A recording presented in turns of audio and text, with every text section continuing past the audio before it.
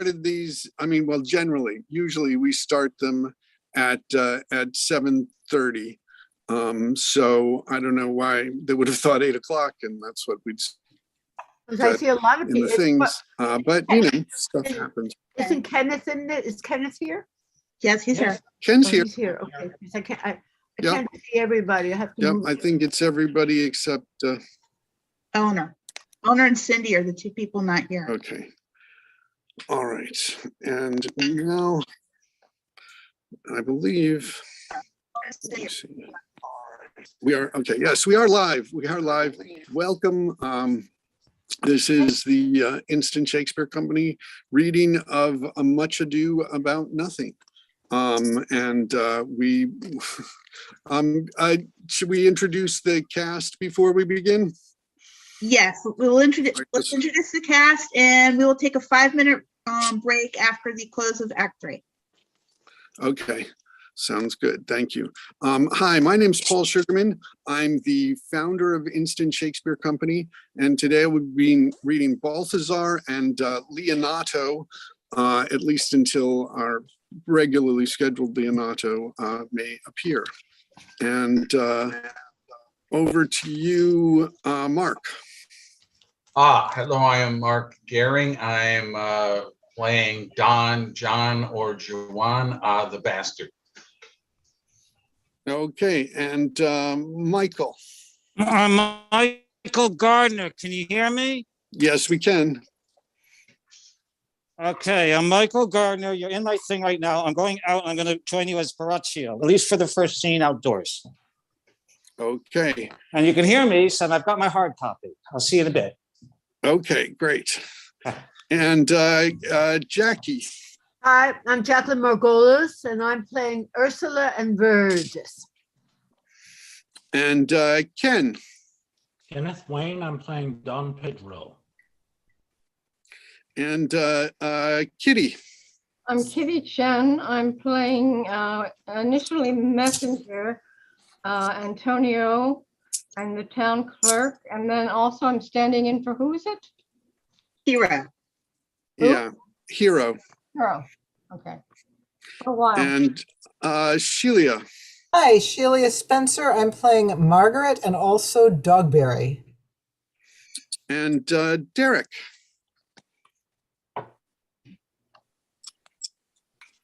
Well, Derek just joined us, so he may still be getting, oh, there he is. Although we can't hear you, Derek. Can anybody else hear him? No. I can't hear you. I still can't hear you, Derek. So I don't know. Yeah, because it doesn't show that you're muted or anything. It's just one of these Zoom things. Well, let's see. Maybe exit and return. Yeah, I mean, a lot of times that's if you leave the program and then come back, that can do it. Okay, can you hear me? Now we can hear you. Yes, we can hear you now. Yes. Yeah. Okay, okay, great. Cool, excellent, thank you. And Charles. Hi, I'm Charles Kennedy, and I'm playing Benedict. All right. All right, and our playmaster, Jennifer. Hi, I'm Jennifer Finker. I am reading the role of Beatrice. All right, and so then I guess we should. Hold on, I gotta mute myself because I'm not muted yet, right? You can hear me, right? Yes, we can hear you. All right, I'm gonna mute myself. I'm trying to find me now. Give me, Jesus. Hold on, let me get my hair and let me mute. Oh, Eleanor is here. Eleanor has joined. So, Eleanor, are you well? Taking probably a moment to get ready. Eleanor. Yeah, I need a background better than this one. I'm so sorry. Let's get started with the background that you have. What? Let's just get started. Yeah, I mean, you okay. So let's. So we're. Are you ready, Eleanor, to begin? Because Leonato has the first lines of the play.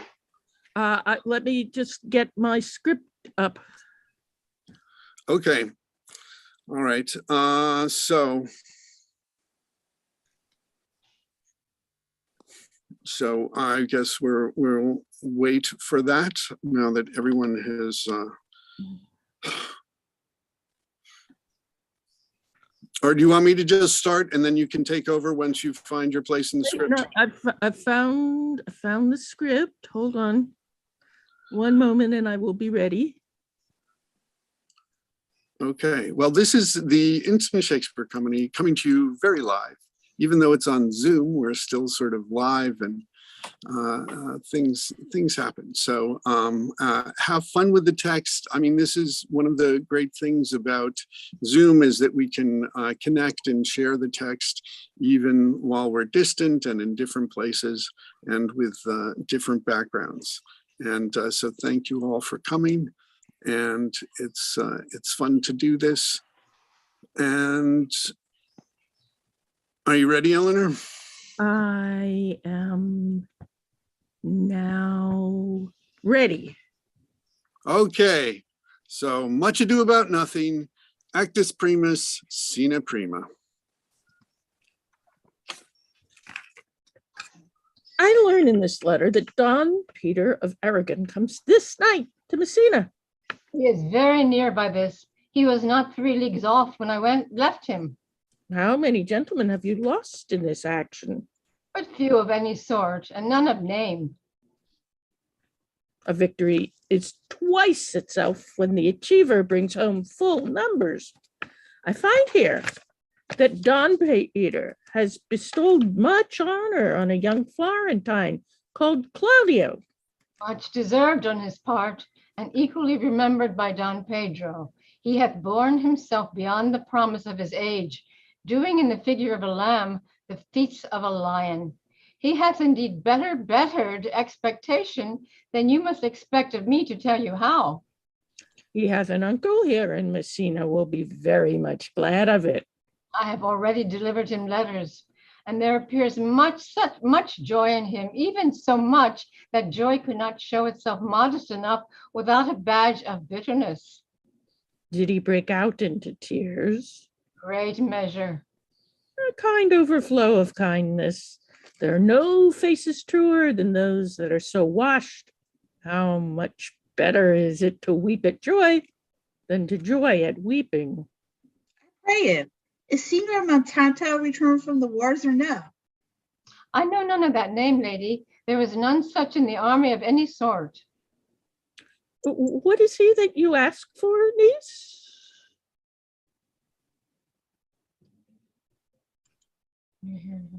My cousin means Signor Benedict of Padua. Oh, he's returned and as pleasant as ever he was. He set up his bills here in Messina and challenged Cupid at the flight. And my uncle's fool reading the challenge subscribed for Cupid and challenged him at the Burbo. I pray it, how many hath he killed and eaten in these wars? But how many hath he killed? For indeed I promise to eat all of his killing. Faith, niece, you tax Signor Benedict too much, but he'll be meet with you, I doubt it not. He hath done good service, lady, in these wars. You have much victual, and he hath hope to ease it. He's a very valiant trencher man. He has an excellent stomach.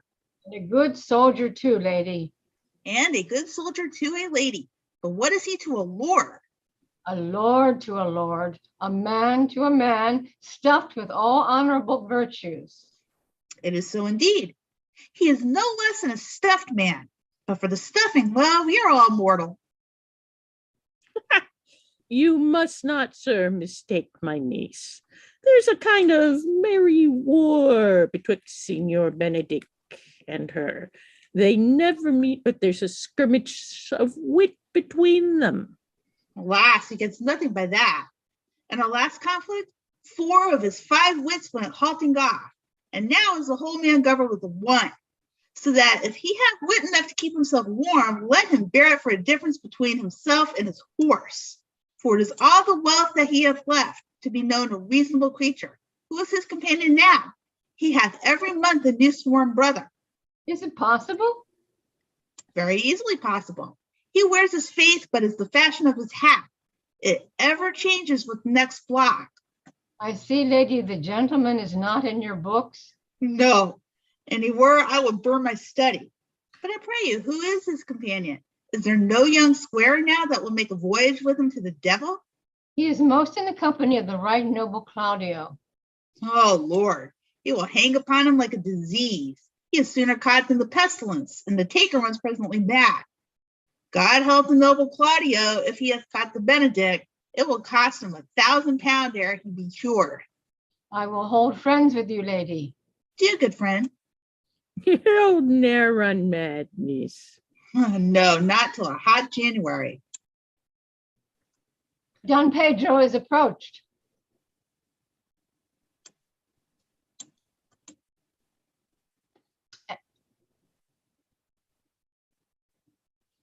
Enter Enter Don Pedro, Claudio, Benedict, Balthazar, and John the Bastard. Good Signor Leonato, you are come to meet your trouble. The fashion of the world is to avoid cost, and you encounter it. Never came trouble to my house in the likeness of your grace. For trouble being gone, comfort should remain. But when you depart from me, sorrow abides, and happiness takes his leave.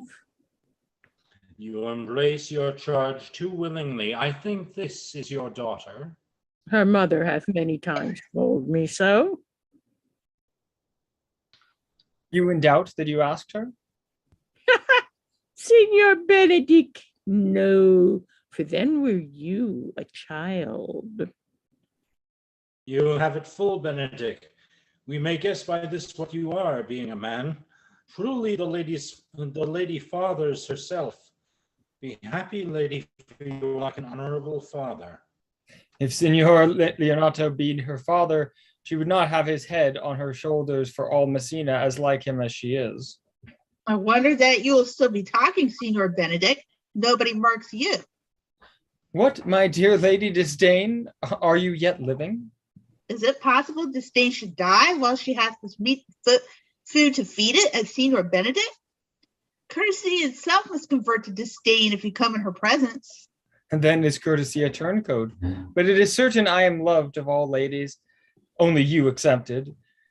And I would I could find in my heart that I had not a hard heart, for truly I love none. A dear happiness to women. They would else have been troubled with a pernicious suitor. I thank God in my cold blood I am of your humor for that. I'd rather hear my dog bark at a crow than a man swear he loves me. God keep your ladyship still in that mind, so some gentleman or other shall scape a predestinate scratched face. Scratch it could not make it worse, and toward such a face as yours were. Oh, you are a rare parrot teacher. A bird of my tongue is better than a beast of yore. I would my horse had the speed of your tongue, and so good a continuer. But keep your way, a God's name I have done. You always end with a jade's trick. I know you of old. This is the sum of all. Leonato, Signor Claudio, and Signor Benedict. My dear friend Leonato hath invited you all. I tell him we shall stay here for at least a month, and he heartily prays some occasion may detain us longer. I dare swear he is no hypocrite, but prays from his heart. If you swear, my lord, you shall not be forsworn. Let me bid you welcome, my lord. Being reconciled to the prince, your brother, I owe you all duty. I thank you. I am not of many words, but I thank you. Please, that your lord lead on. Your hand, Leonato, we will go together. Benedict, didst thou note the daughter of Signor Leonato? I noted her not, but I looked on her. Is she not a modest young lady? Do you question me as an honest man should do, for my simpler true judgment? Or would you have me speak after my custom as being a professed tyrant to their sex? No, I pray thee, speak in sober judgment. Why, faith, methinks she's too low for a high praise, too ground for a fair praise, and too little for a great praise. Only this commendation I can afford her, that were she other than she is, she were unhandsome, and being no other, but as she is, I do not like her. Thou thinkst I am in sport. I pray thee, tell me truly how thou likest her. Would you buy her that you inquire after her? Can the world buy such a jewel? Yeah, a case to put it into. But speak you this with a sad brow? Or do you play the flouting jack to tell us Cupid is a good hair finder and Vulcan a rare carpenter? Come, in what key shall men take you to go in this song? In mine eye, she is the sweetest lady that ever I looked on. I can see yet without spectacles, and I see no such matter. There's your cousin, and she were not possessed with a fury, exceeds her as much in beauty as the 1st of May doth the last of December. But I hope you have no intent to turn husband, have you? I would scarce trust myself, though I had sworn the contrary, if Hero would be my wife. Is it come to this? In faith, hath not the world one man, but he will wear his cap with suspicion? Shall I never see a bachelor of 80 again? Go to faith, and thou wilt needles thrust thy neck into a yoke. Wear the print of it, and sigh away Sundays. Look, Don Pedro is returned to seek. Look, Don Pedro is returned to seek you. What secret hath held you here that you follow not to Leonato's? I would your grace would constrain me to tell. I charge thee on thy allegiance. You hear, Count Claudio, I can be as secret as a dumb man. But I would have you think so, but on my allegiance, mark you this, on my allegiance, he is in love. With who? Now that is your grace's part. Mark how short his answer is. With Hero, Leonato's short daughter. If this were so, so were it uttered. Like the old tale, my lord, it is not so, nor 'twas not so, but indeed God forbid it should be so. If my passion change not shortly, God forbid it should be otherwise. Amen. If you love her, for the lady is very well worthy. Oh, you speak this to fetch me in, my lord. By my troth, I speak my thought. And in faith, my lord, I spoke mine. But my two faiths and troths, my lord, I speak mine. That I love her, I feel. That she is worthy, I know. That I need neither feel how she should be loved, nor know how she should be worthy, is the opinion that fire cannot melt out of me. I will die in it at the stake. Ah, thou wast ever an obstinate heretic in despite of beauty. And never could maintain his part, but in the force of his will. That a woman conceived me, I thank her. That she brought me up, I likewise give her most humble thanks. But that I will have a rechaite winded in my forehead, or hang my bugle in an invisible baldric, all women shall pardon me, because I will not do them the wrong to mistrust any. I will do myself the right to trust none. And the fine is, for which I may go the finer, I will live a bachelor. I shall see thee ere I die look pale with love. With anger, with sickness, or with hunger, my lord, not with love. Prove that ever I lose more blood with love than I will again with drinking. Pick out mine eyes with a ballet maker's pen, and hang me up at the door of a brothel house for the sign of a blind Cupid. Well, if ever thou dost fall from this faith, thou wilt prove a notable argument. If I do, hang me in a bottle like a cat, and shoot at me, and he that's hit me, let him be clapped on the shoulder and called Adam. Well, as time shall try. In time, the savage bull doth bear the yoke. The savage bull may, but if ever the sensible Benedict bear it, pluck off the bull's horns and set them in my forehead, and let me be vilely painted, and in such great letters as they write, here is good horse to hire. Let them signify under my sign, here you may see Benedict, the married man. If this should ever happen, thou wouldst be horn mad. Nay, if Cupid have not spent all his quiver in Venice, thou wilt quake for this shortly. I look for an earthquake too, then. Well, you will temporize with the hours in the meantime. Good Signor Benedict, repair to Leonato's, commend me to him, and tell him I will not fail him at supper, for indeed he hath made great preparation. I have almost matter enough in me for such an embassage, and so I commit you. To the tuition of God, from my house, if I had it.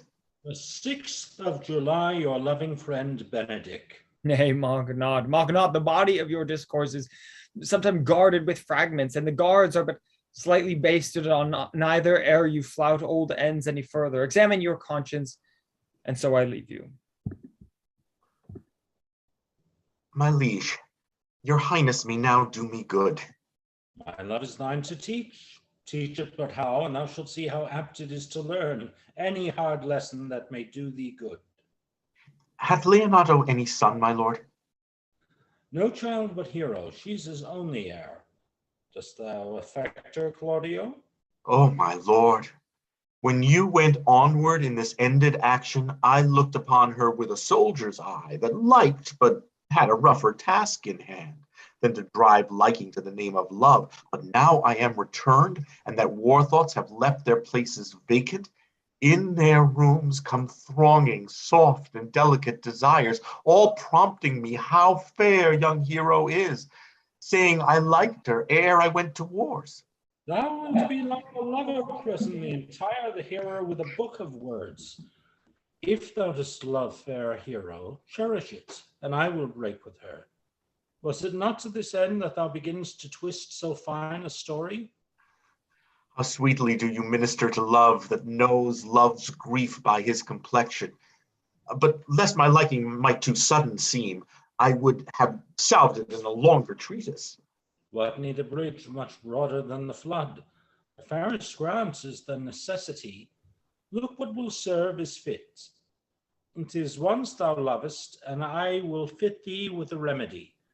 I know we shall have reveling tonight. I will assume thy part in some disguise, and tell fair Hero I am Claudio.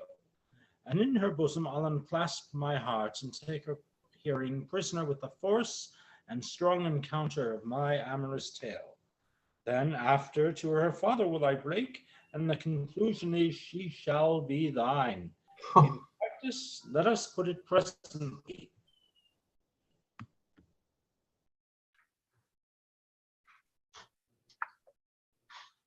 Enter Leonato and an old man, brother to Leonato.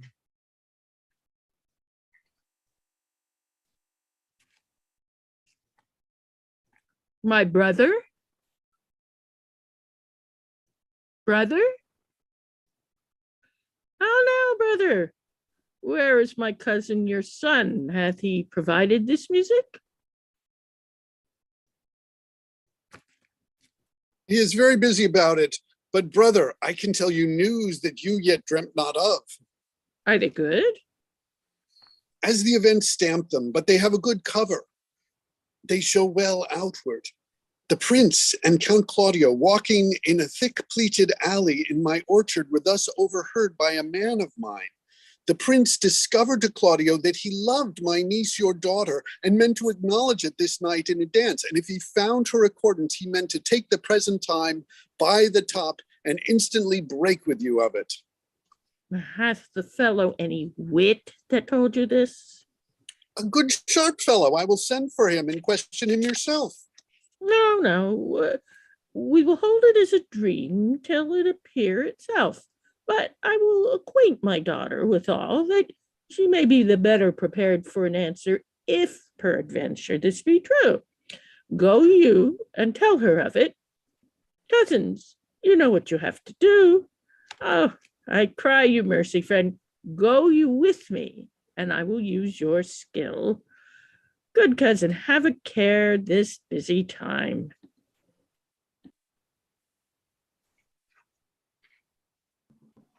Enter Sir John.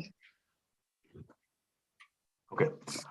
What the good year, my lord? Why are you thus out of measure sad?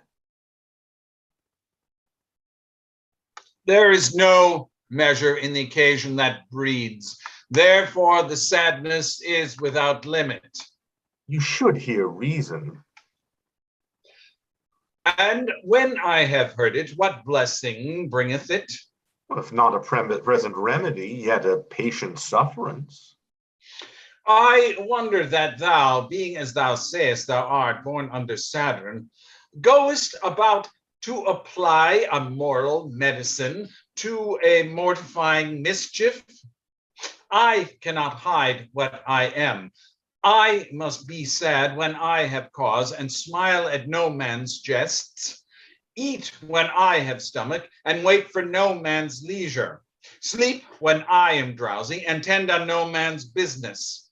Laugh when I am merry, and claw no man in his humor. Yea, but you must not make full show of this, till you may do it without controlment. You have of late stood out against your brother, and he hath ta'en you newly into his grace, where it is impossible you should take root. But by the fair weather that you make yourself, it is needful that you frame the season for your own harvest. I had rather be a canker in a hedge than a rose in his grace. And it better fits my blood to be disdained of all than to fashion a carriage to rob love from any. In this, though I cannot be said to be a flattering, honest man, it must not be denied, but I am a plain dealing villain. I am trusted with a muzzle and enfranchised with a clog. Therefore, I have decreed not to sing in my cage. If I had my mouth, I would bite. If I had my liberty, I would do my liking. In the meantime, let me be that I am, and speak not to alter me. Can you make no use of your discontent? I will make all use of it, for I use it only. Who comes? Where? What news? Baraccia. I came yonder from a great supper. The prince, your brother, is royally entertained by Leonardo. And I can give you intelligence of an intended marriage. Will it serve for any model to build mischief on? What is he for a fool that betroths himself to unquietness? Marry, it is your brother's right hand. Who, the most exquisite Claudio? Even he. Proper squire, and who? Which way looks he? Marry, on Hero. The daughter and heir of Leonardo. A very forward March chick. How came you to this? Being entertained for a perfumer as I was smoking a musty room, comes the prince and Claudio hand in hand in sad conference. I whipped behind the arras, and there heard it agreed upon that the prince should woo Hero for himself, and being obtained, give her to Count Claudio. Come, let us thither. This may prove food to my displeasure. That young startup hath all the glory of my overthrow. If I can cross him any way, I bless myself every way. You are both sure and will assist me? To the death, my lord. Let us to the great supper. Their cheer is the greater that I am subdued. Would the cook were of my mind. Shall we go prove what's to be done? We'll wait upon your lordship. Enter Leonardo, his brother, Hero, his daughter, and Beatrice, his niece, and a kinsman. We can I just take a pause here to see, we have, I think our Hero is an attendee, but I'm trying to get her to join because actually, other than that, Kitty, you'll be here twice as both Hero and Antonio. And so let's, we're at Actus Secundus, and Cindy has made it, so we'll have her take over. And so Kitty, you were I did the old man was also actually Antonio as well. So I'm sorry I'm talking with my. It's okay. I just have like back issues, so I fell down the stairs on Sunday, and it's just I felt a spasm yesterday and today, so yeah. I'm sorry. So do you want to join us? Do you know where we are? Are you ready to follow No, I along don't and know take where over? you guys are right now, so We're on page 19, which is the beginning of Act 2. okay, page 19. Yes. And just to up where we've been, This is all of the news. One of the other alternate ideas of this play has been the title that it's much ado about noting, because already in these first two scenes, we have like Antonio talking about, ooh, my man overheard this. And then Borachio saying, I overheard this. All of this overhearing or noting. Okay. Okay. Well, I have to go at 9. So, do you think is there enough time for everything? Well, since you're here, why not dive into it? And then when you have to leave, then Kitty can take back over. Okay, perfect. Thank you. All right. Okay, so you're in the scene, and just a reminder to people, like when you're in the scene, have the camera on and then off when you're off. So Okay. Actus secundus. Enter Leonato, his brother, Hero, his daughter, and Beatrice's niece, and a kinsman. Was not Count John here at supper? Kitty, that's you. There's Antonio. Are you there? Yeah. I saw him not. How tartly that gentleman looks. I never can see him, but I am heartburned an hour after.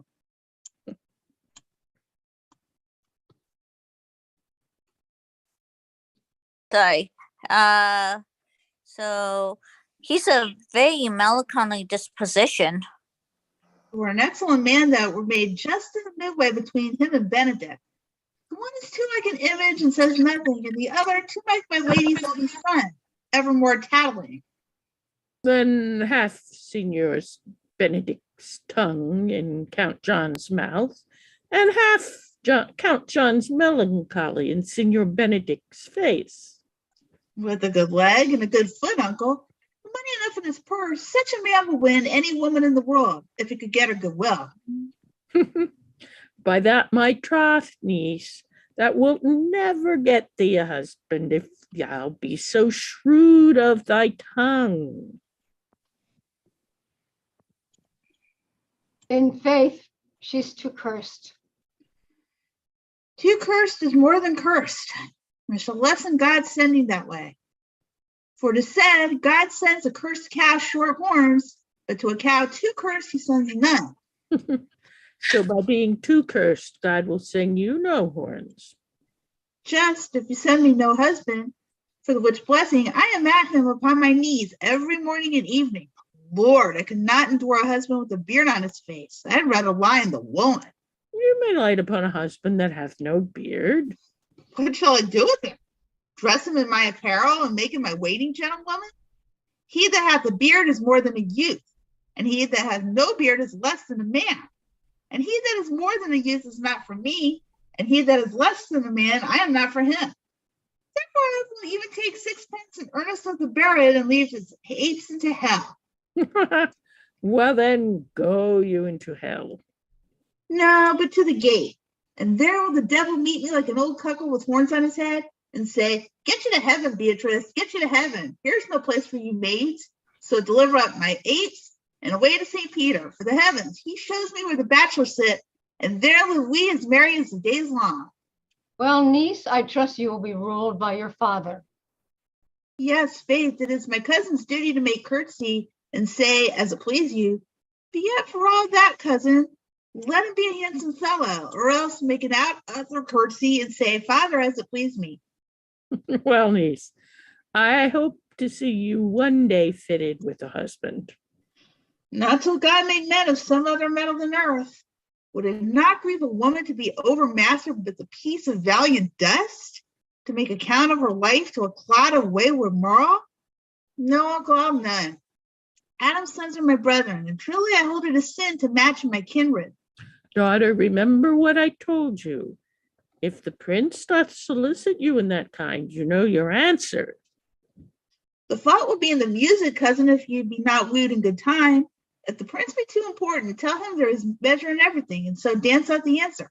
For hear me, hero, wooing, wedding, and repenting is as a Scotch jig, a measure, and a syncopace. The first suite is hot and hasty like a Scotch jig, and full is fantastical.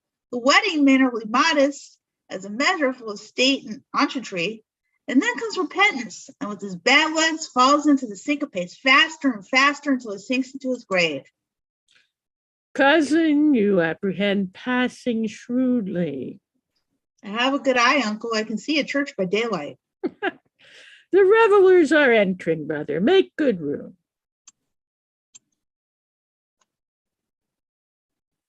Enter Prince, Pedro, Claudio, and Benedict, and Balthazar or Dom John, maskers with a drum. Lady, will you walk about with your friend? Okay. So you walk softly and look sweetly and say nothing. I'm useful walkie, and especially when I walkie away. With me in your company. I may say so when I please. And when please you to say so? When I like your favor, for God defend the lute, shall be like the case. My visor is Philemon's roof. Within the house is Jove. Why, when your visitor should be, how do you pronounce it? Trots? That. That's. Speak low if you speak love. Well, I would you did like me. So would not I, for your own sake, for I have many ill qualities. Which is one? I say my prayers out loud. I love you the better. The hearers may cry amen. Amen. God match me with a good dancer. Amen. And God keep him out of my sight when the dance is done. Answer, Clark? No more words. The clerk is answered.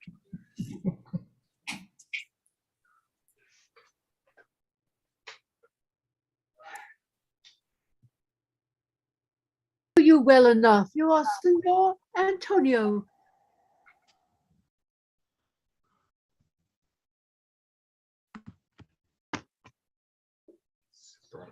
At a word, I am not.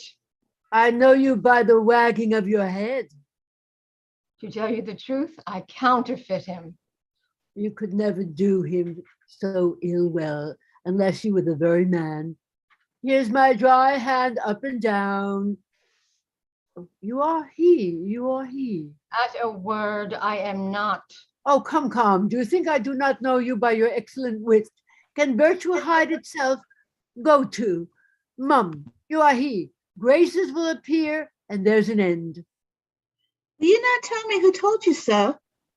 No, you shall pardon me. Nor will you not tell me who you are? Not now. That I was disdainful, and that I have my good wit out of the 100 merry tales. Well, this was Signor Benedict that said so. What's he? I'm sure you know him well enough. Not I, believe me.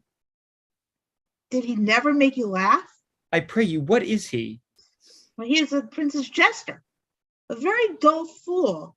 Only his gift is in devising impossible slanders. None but libertines delight in him. And the commendation is not in his wit, but in his villainy. For he both pleases men and angers them. And then they laugh at him and beat him. I'm sure he's in the fleet. But would he have boarded me? Well, I know the gentleman. I'll tell him what you say. Do. He'll but break a comparison or two on me, which peradventure, not marked or not laughed at, strikes him into melancholy. And then there's a partridge wing saved, for the fool will eat no supper that night. We must follow the leaders. And every good thing. Nay, if they lead to any ill, I will leave them at the next turning. Sure, my brother is amorous on Hero, and hath withdrawn her father to break with him about it. The ladies follow her, and but one visor remains.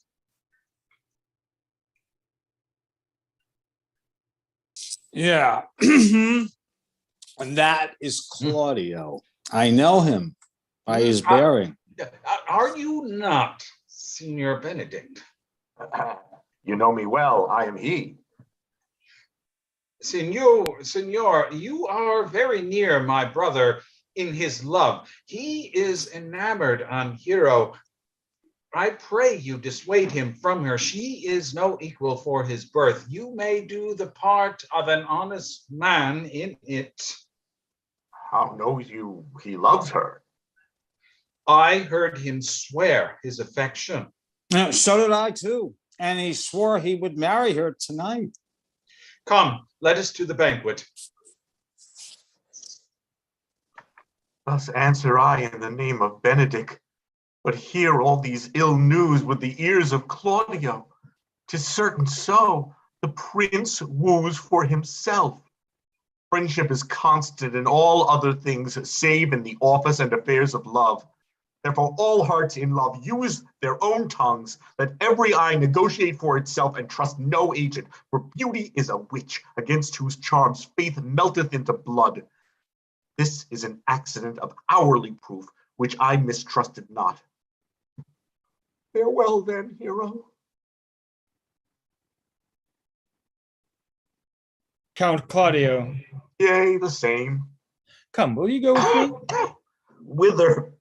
You into the next willow about your own business, Count. What fashion will you wear the garland off? About your neck like an usurer's chain, or under your arm like a lieutenant's scarf? You must wear it one way, for the prince hath got your hero. I wish him joy of her.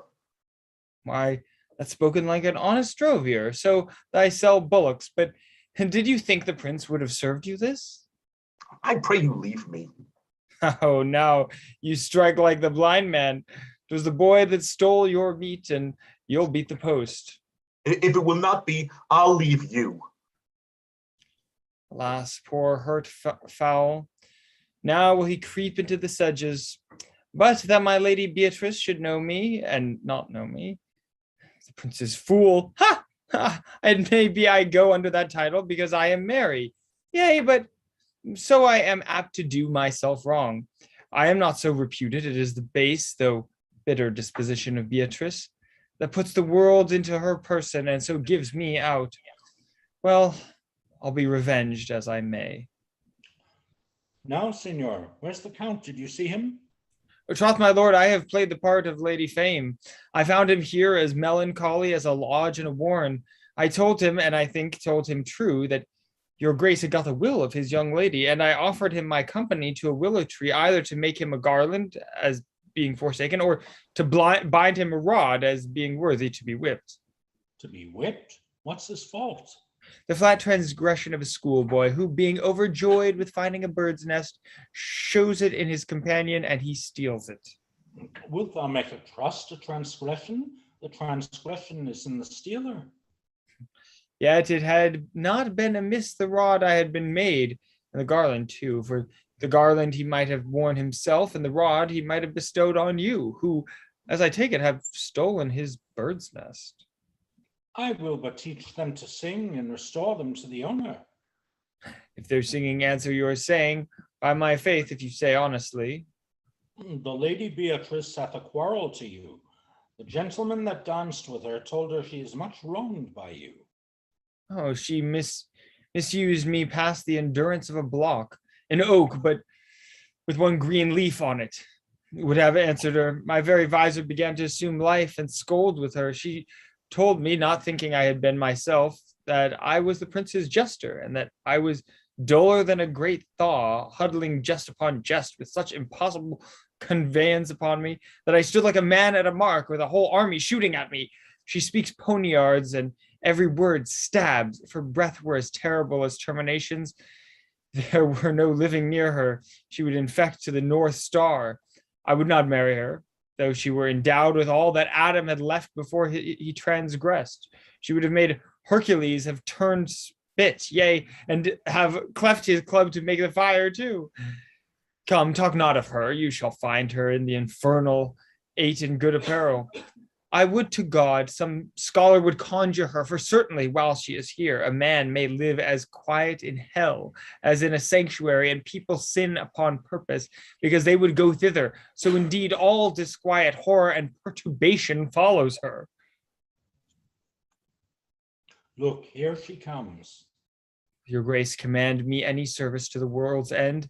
I will go on the slightest errand now to the antipodes that you can devise to send me on. I will fetch you a tooth picker now from the furthest inch of Asia, bring you the length of Prester John's foot, fetch you a hair off the great Cam's beard, do you any embassage to the pygmies rather than hold 3 words conference with this harpy.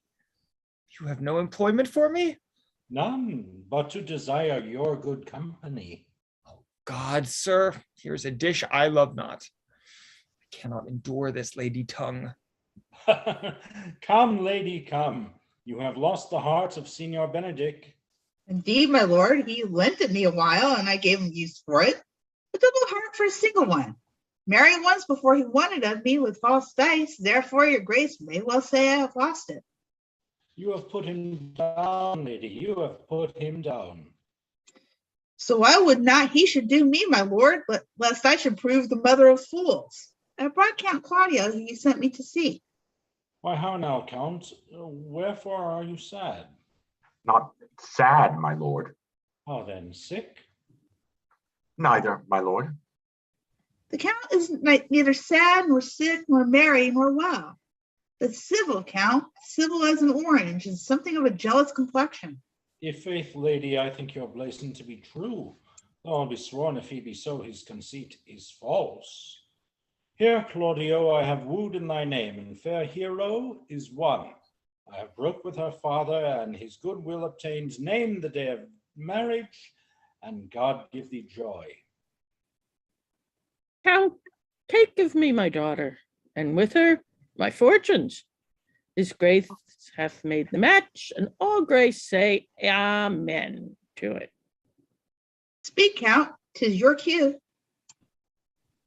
Silence is the perfectest herald of joy. I were but little happy if I could say how much. Lady, as you are mine, I am yours. I give away myself for you and dote upon the exchange. Speak, cousin. Or, if you cannot, stop his mouth with a kiss and let him not speak neither. In faith, lady, you have a merry heart. Yea, my lord, I thank it. Poor fool, he keeps on the windy side of care. My cousin tells him in his ear that he is in my heart. And so she doth, cousin. Good Lord for alliance. Thus goes every one to the world but I, and I am sunburned. I may sit in a corner and cry, hi ho, for a husband. Lady Beatrice, I will get you one. I would rather have one of your father's getting. Has your grace ne'er a brother like you? Your father got excellent husbands if a maid could come by them. Will you have me, lady? No, my lord, unless I might have another for working days. Your grace is too costly to wear every day. But I beseech your grace pardon me. I was born to speak on mirth and no matter. Your silence most offends me, and to be merry best becomes you. For out of question you were born in a merry hour. No, sure, my lord, my mother cried. But then there was a star dance, and under that I was born. Cousins, God give you joy. Niece, will you look to those things I told you of? I cry you mercy, uncle, by your grace's pardon.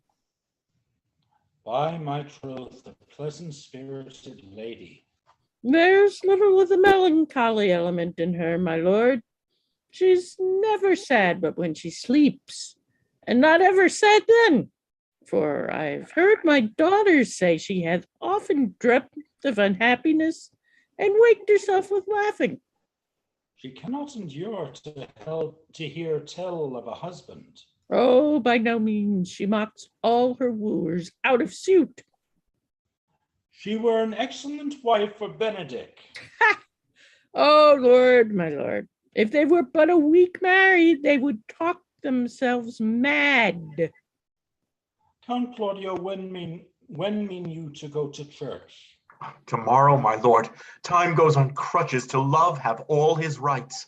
Not till Monday, my dear son, which is a just 7 night, and a time too brief too to have all things answer mind. Come, you shake the head at so long a breathing, but I warrant thee, Claudio, the time shall not go dully by us. I will, in the interim, undertake one of Hercules' labors, which is to bring Signor Benedict and the Lady Beatrice into a mountain of affection, the one with the other. I would fain have it a match, and I doubt not but to fashion it if you three will but minister such assistance as I shall give you direction. My lord, I am for you, though it cost me 10 nights watching. And I, my lord. And you too, gentle hero? A gentle hero is now being played by Kitty because Cindy had to leave. Kitty, are you there? I will do any modest office, my lord, to help my cousin to a good husband. And Benedict is not the unhopefullest husband that I know. Thus far can I praise him. He is of a noble strain of approved valor and confirmed honesty. I will teach you how to humor your cousin, that she shall fall in love with Benedict. And I, with your two helps, will so practice on Benedict that, in despite of his quick wit and his queasy stomach, he shall fall in love with Beatrice. If we can do this, Cupid is no longer an archer, his glory shall be ours, for we are the only love gods. Go in with me, and I will tell you my drift.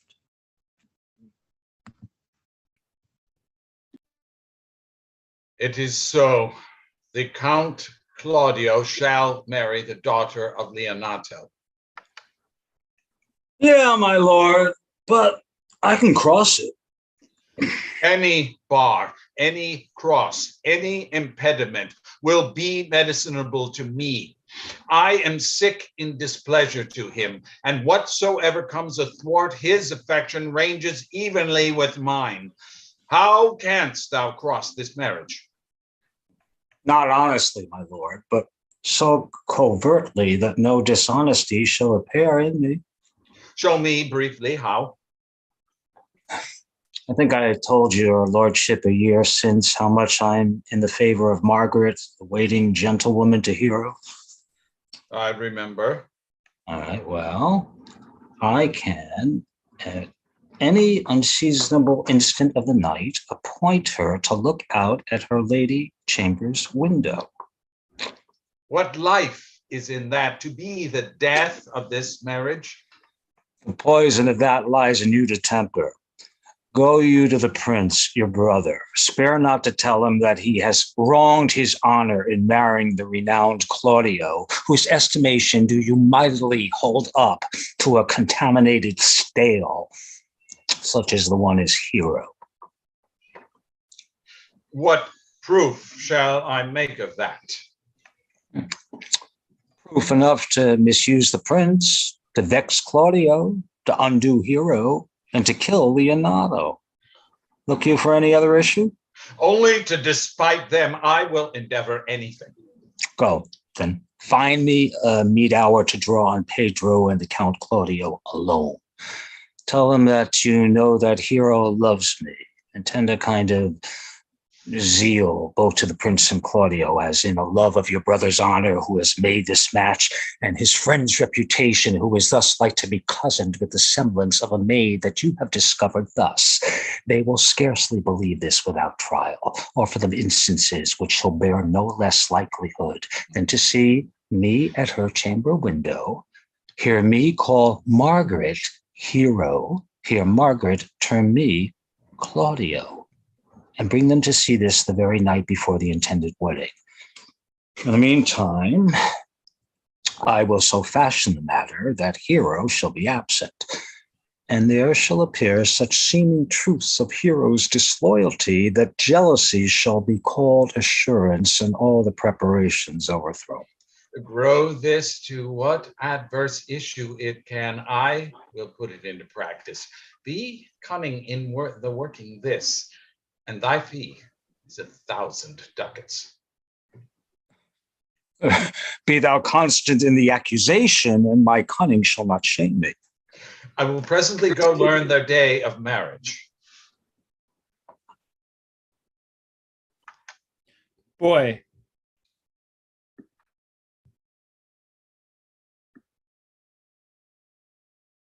Senor.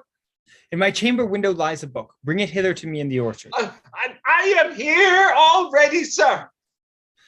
I know that, but I would have thee hence. And here again, I do much wonder that one man, seeing how much another man is a fool, when he dedicates his behaviors to love, will after he hath laughed at such shallow follies and others, become the argument of his own scorn by falling in love. And such a man is Claudio. I have known when there was no music with him but the drum and the fife, and now he'd rather hear the tabor and the pipe. I have known when he would have walked 10 miles afoot to see a good armor, and now will he lie 10 nights awake carving the fashion of a new doublet. He was wont to speak plain and to the purpose, like an honest man and a soldier, and now as he turned orthography, his words are a very fantastical banquet, just so many strange dishes. May I be so converted and see with those eyes? I cannot tell. I think not. I will not be sworn, but love may transform me to an oyster, but I'll take my oath on it till he have made an oyster of me. He shall never make me such a fool.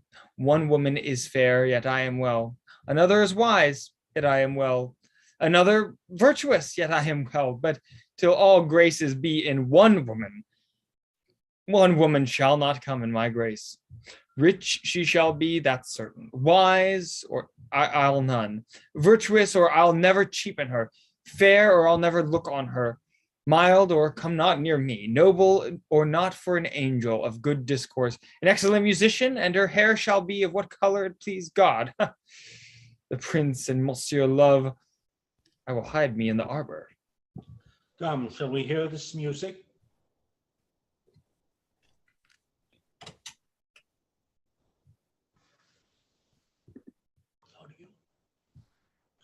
Shall we hear this music?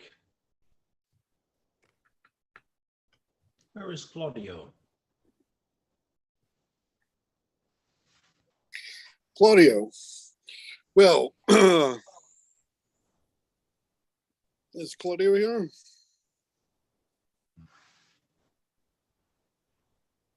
Claudio. Yea, my good lords, how still the evening is hushed on purpose to grace harmony. See you where Benedick hath hid himself? Oh, very well, my lord. The music ended. We'll fit the kid fox with a pennyworth. Come, Balthazar, we'll hear that song again. Oh, good my lord. Tax not so bad a voice to slander music any more than once. It is the witness still of excellency to slander music any more than once.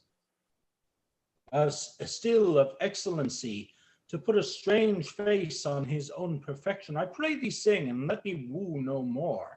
Well, because you talk of wooing, I will sing, since many a wooer doth commence his to her he thinks not worthy, yet he woos, yet will he swear he loves. Nay, pray thee come, or if thou wilt hold longer argument, do it in notes. Note this before my notes. There is not a note of mine that's worth the noting. Why, these are very crotchets that he speaks. Notes forsooth, and noting. Now, divine heir, now is his soul ravished. Is it not strange that sheep's guts should hail souls out of men's bodies? Well, a horn for my money when all's done. Sigh no more. Shall I spare you? No, I'll sing it. Sigh no more, ladies, sigh no more. Men were deceivers ever. 1 foot in sea and 1 on shore. To one thing constant never. Then sigh not so, but let them go. And be you blithe and bonny, converting all your sounds of woe to hey nonny nonny, hey nonny nonny, hey nonny nonny, hey nonny nonny. Sing no more ditties, sing no more of dumps so dull and heavy. The fraud of men was ever so, since summer first was levy. Then sigh not so, but let them go, and be you blithe and bonny. Converting.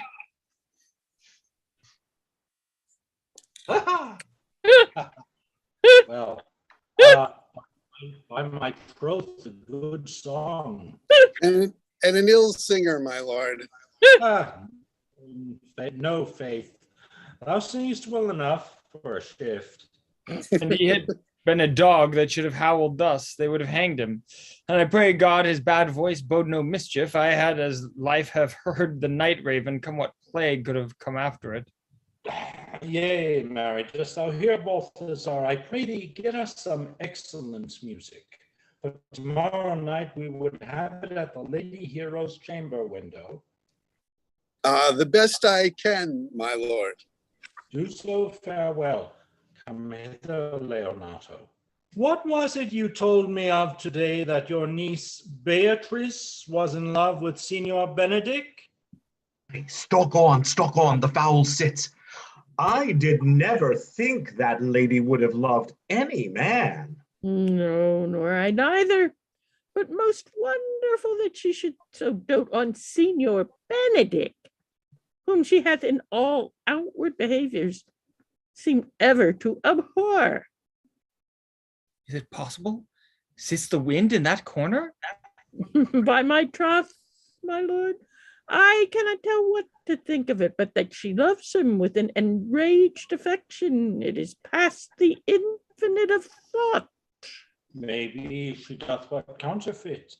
Faith, like enough. Oh, God, counterfeit.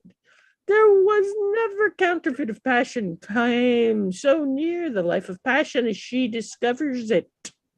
Why, what effects of passion shows she? Beat the hook well, this fish will bite. What effects, my lord? She will sit you, you heard my daughter tell you how. She did indeed. Oh, how I pray you, you amaze me. I would have thought her spirit had been invincible against all assaults of affection. I would have sworn it had, my lord, especially against Benedict. Should think this is a goal, but that the white-bearded fellow speaks it. Havery cannot sure hide himself in such reverence. He's tamed the infection. Hold it up. Hath she made her affection known to Benedict? No, and swears she never will. That's her torment. 'Tis true indeed. So your daughter says. Shall I, says she, that have oft encountered him with scorn, write to him that I love him? This says she now when she's beginning to write to him, for she'll be up 20 times a night, and there will she sit in her smock till she have writ a sheet of paper. My daughter tells us all. Oh, now that you talk of a sheet of paper, I remember a pretty jest that your daughter told us of. Oh, when she had writ it and was reading it over, she found Benedict and Beatrice between the sheet. That. Oh, she tore the letter into 1,000 halfpence, railed at herself that she should be so immodest to write to one that she knew would flout her. I measure him, says she, by my own spirit, for I should flout him if he were it to me. Yea, though I love him, I should.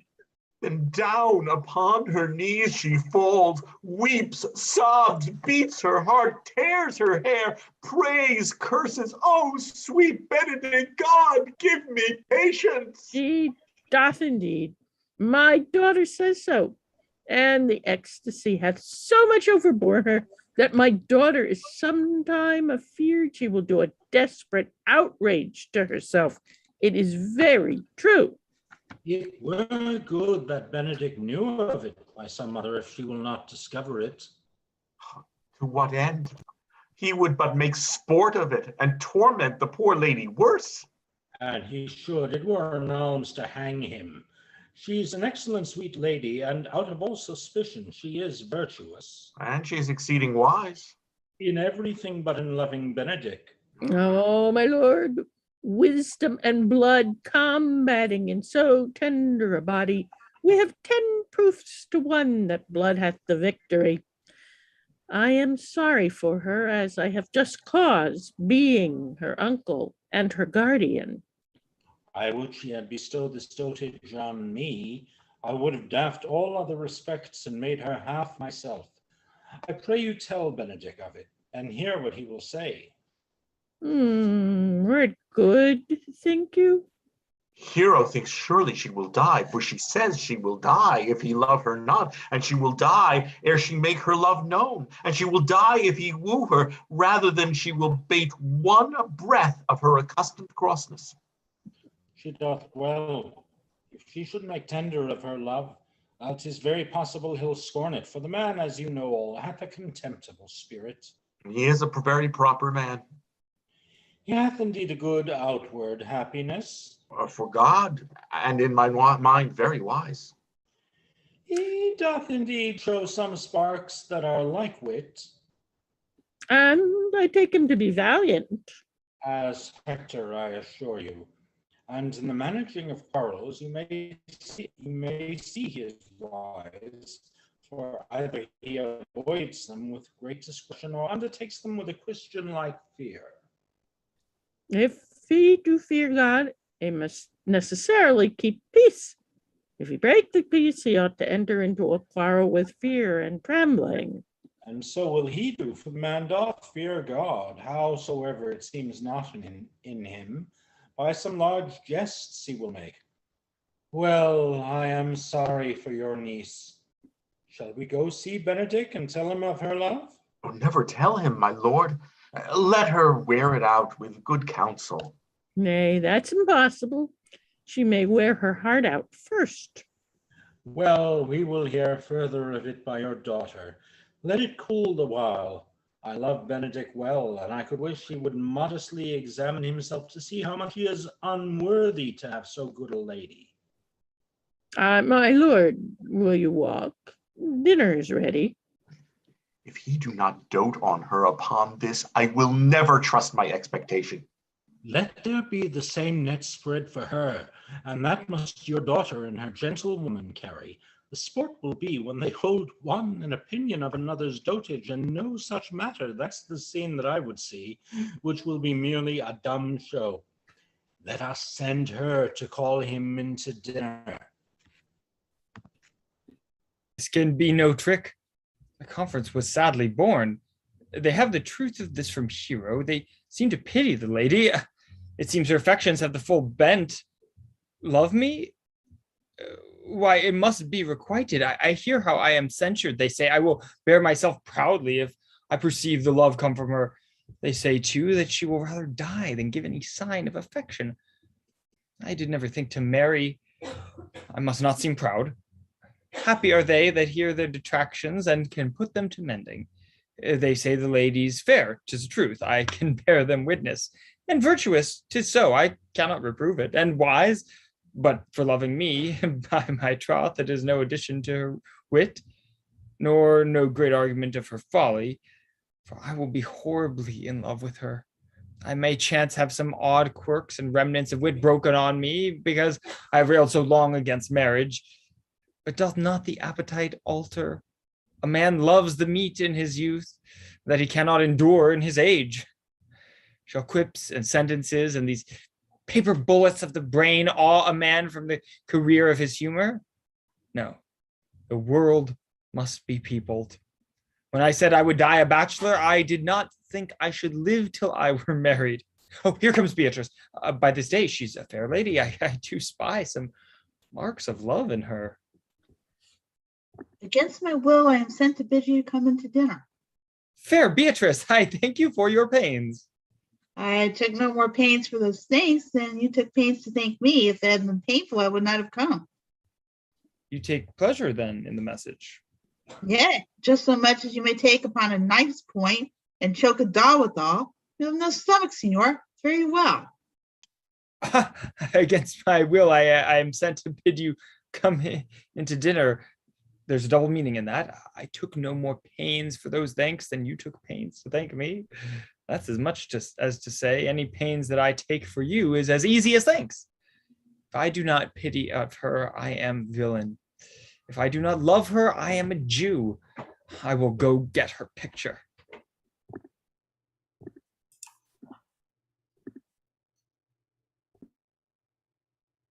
Good Margaret, run thee to the parlor. There thou shalt find my cousin Beatrice, proposing with the Prince and Claudio. Whisper her ear and tell her I and Ursula walk in the orchard, and our whole discourse is all of her. Say that thou overheardst us, and bid her steal into the pleached bower where honeysuckles ripened by the sun forbid the sun to enter. Like favorites made proud by princes that advance their pride against that power that breed it, there will she hide her. To listen our purpose. This is thy office. Bear thee well in it and leave us alone. I'll make her come, I warned you, presently. Now, Ursula, when Beatrice doth come, as we do trace this alley up and down, our talk must only be of Benedict. When I do name him, let it be thy part to praise him more than ever man did merit. My talk to thee must be how Benedict is sick in love with Beatrice. Of this matter is little Cupid's crafty arrow made, that only wounds by hearsay. Now begin. For look where Beatrice like a lapwing runs close by the ground to hear our conference. The pleasantest angling is to see the fish cut with her golden oars the silver stream and greedily devour the treacherous bait. So angle we for Beatrice, who even now is couched in the woodbine coverture. Bear you not my part of the dialogue? Then go we near her that her ear lose nothing of the false sweet bait that we lay for it. No, truly, Ursula, she is too disdainful. I know her spirits are as coy and wild as haggards of the rock. But are you sure that Benedict loves Beatrice so entirely? So says the prince and my new betrothed lord. Oh, and did they bid you tell her of it, madam?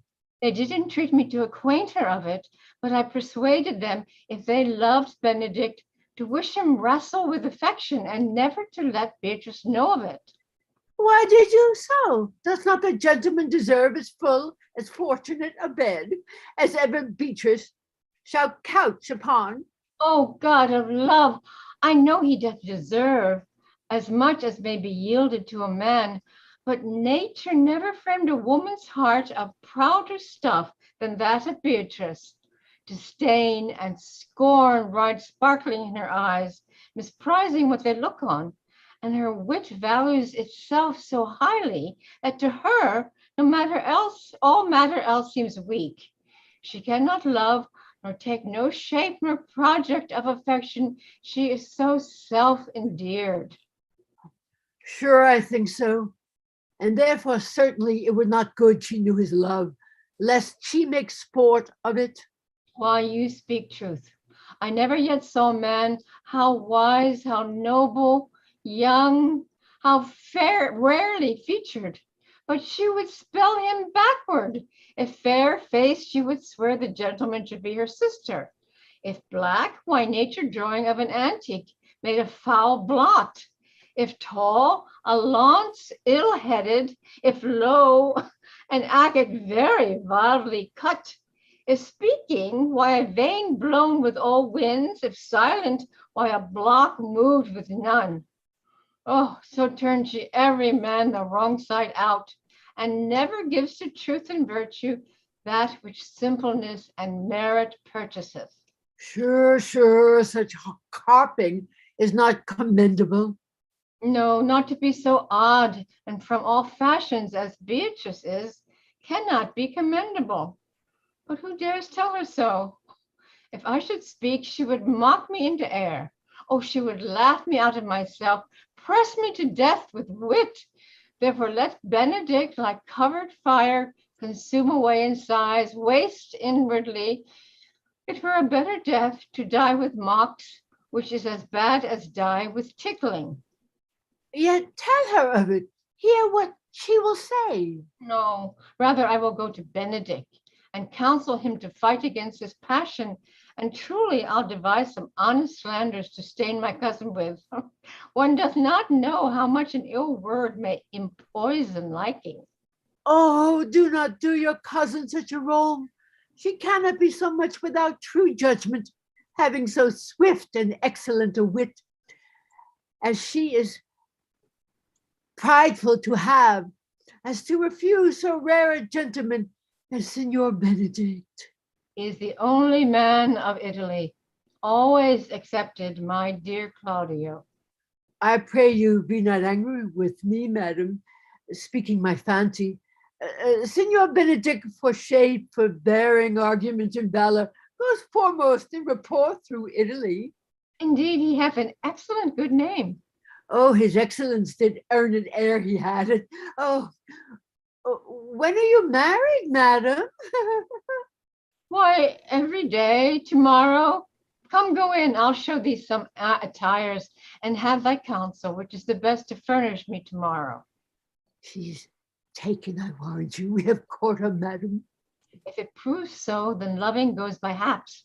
Some Cupid kills with arrows, some with traps. What fire is in my ears? Can this be true? Stand I condemned for pride and scorn so much? Contempt, farewell, and maiden pride, adieu. No glory lives behind the back of such. And Benedict, love on. I will requite thee, taming my wild heart to thy loving hand. If thou dost love, my kindness shall incite thee to bind our loves up in a holy band. For others say thou dost deserve, and I believe it better than accordingly.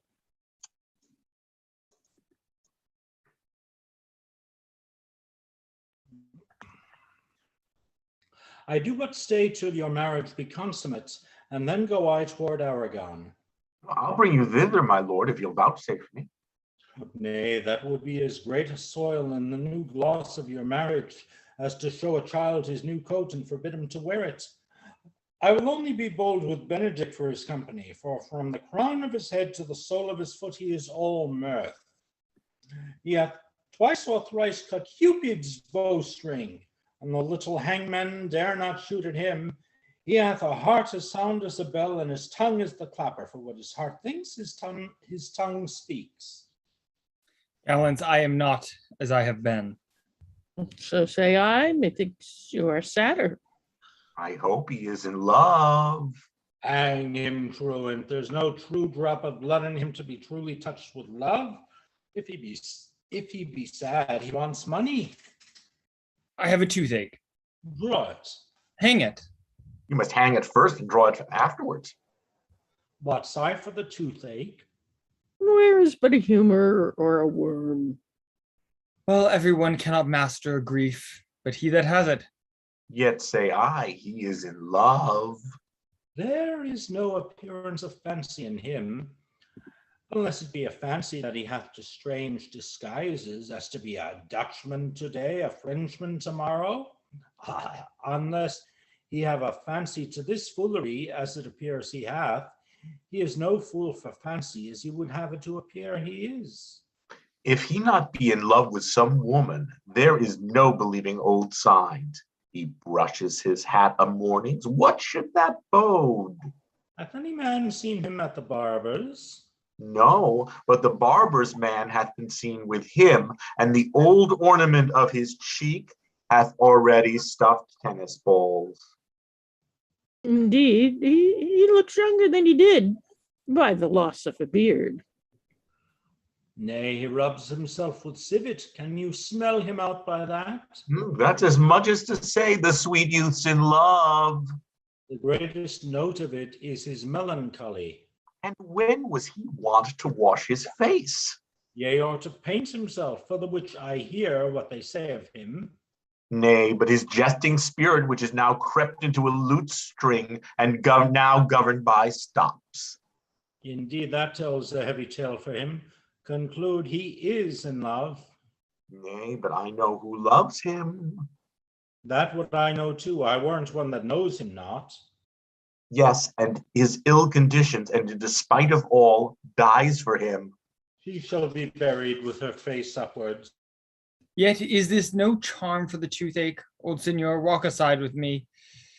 I have studied 8 or 9 wise words to speak to you, which these hobby horses must not hear.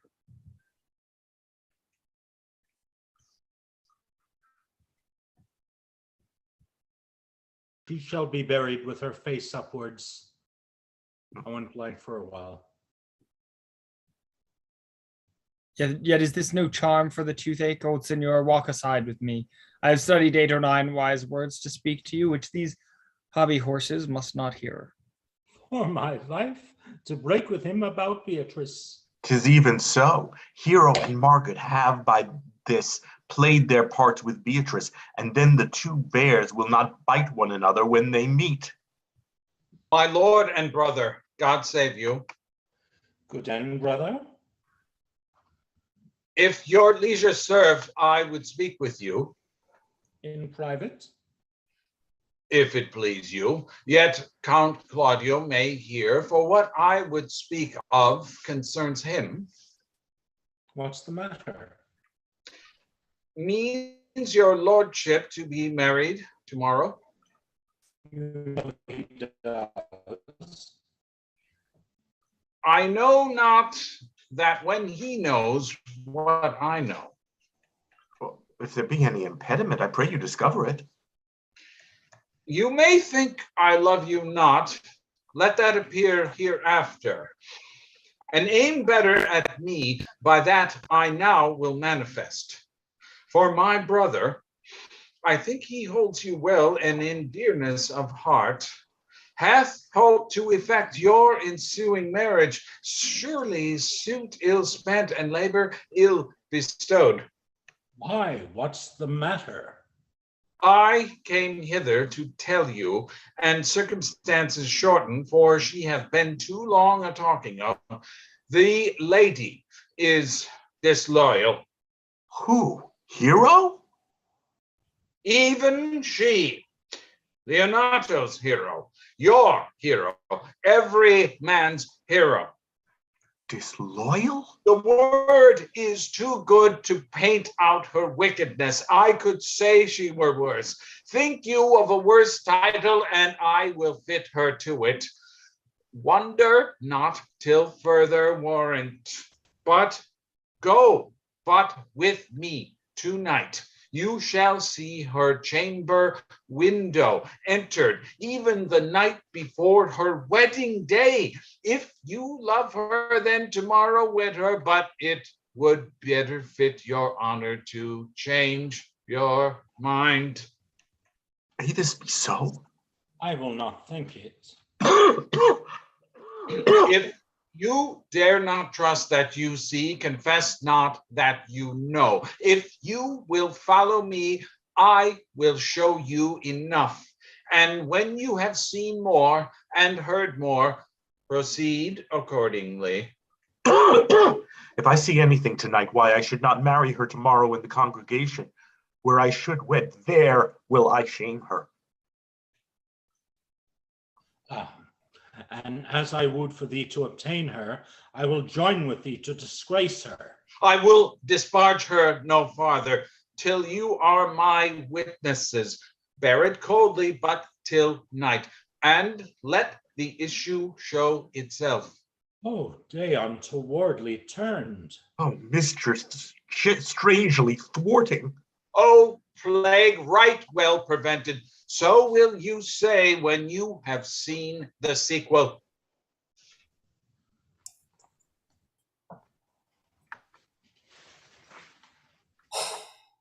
Are you good men and true?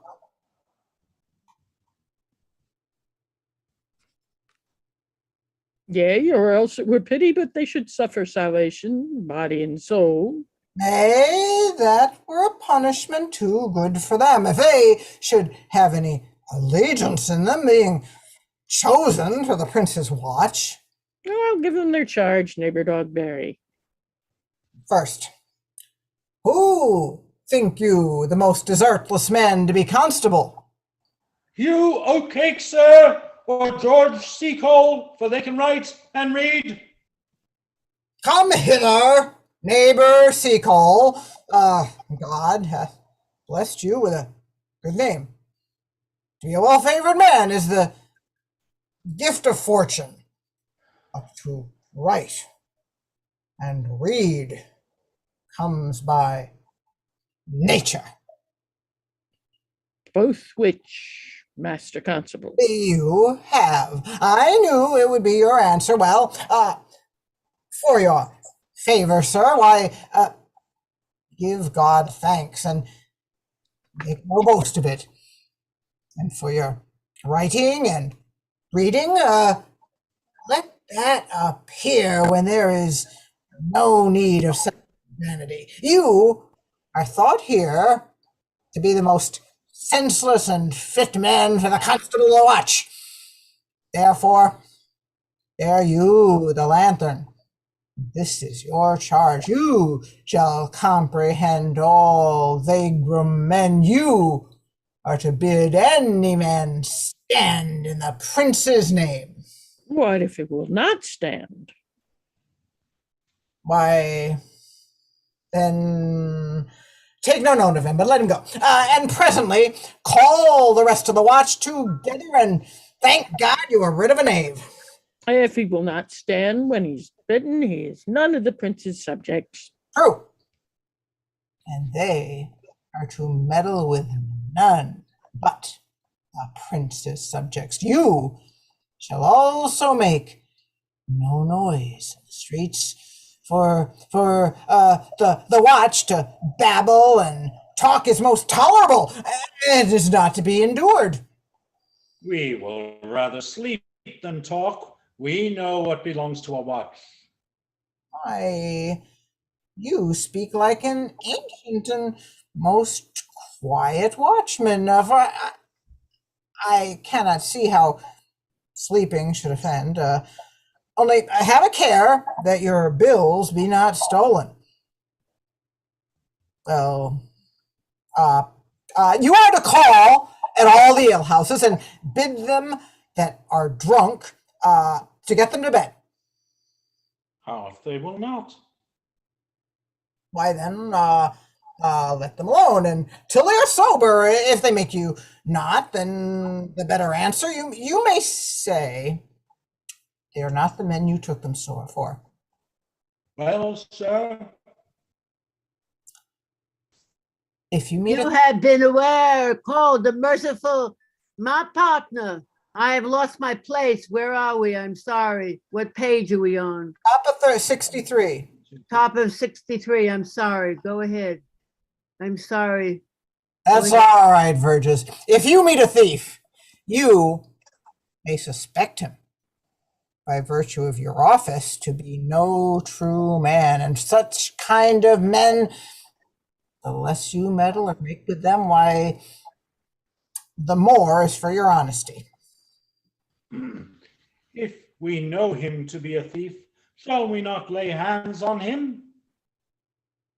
Truly, by your office you may, but I think they that touch pitch will be defiled. The most peaceful way for you, if you do take the thief, is to let him show himself what he is and steal out of your company. You have always been called the merciful partner. Truly, I would not hang a dog by my will, much more a man who hath any honesty in him. If you hear a child cry in the night, you must call to the nurse and bid her still it. How if the nurse be asleep and will not hear us? Why, then depart in peace, and let the child wake her with crying, for the ewe that will not hear her lamb when it baws will never answer a calf when he beats. 'Tis very true. This is the end of the charge. You, constable, are to present the prince's own person. If you meet the prince in the night, you may stay him. Oh, nay, I think not. You cannot. 5 shillings to 1 on it. With any man that knows the statutes, he may stay him. Mary, not without the prince be willing, for indeed the watch ought to offend no man, and it is an offense to stay a man against his will. By Our Lady, I think it be so.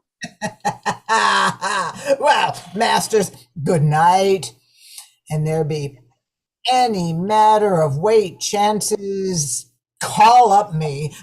Keep your fellows' counsels and your own, and good night. Come, neighbor. Well, masters, we hear our charge. Let us go sit here upon the church bench till 2, and then all to bed. One word more, honest neighbors, I pray you. Watch about Signor Leonato's door.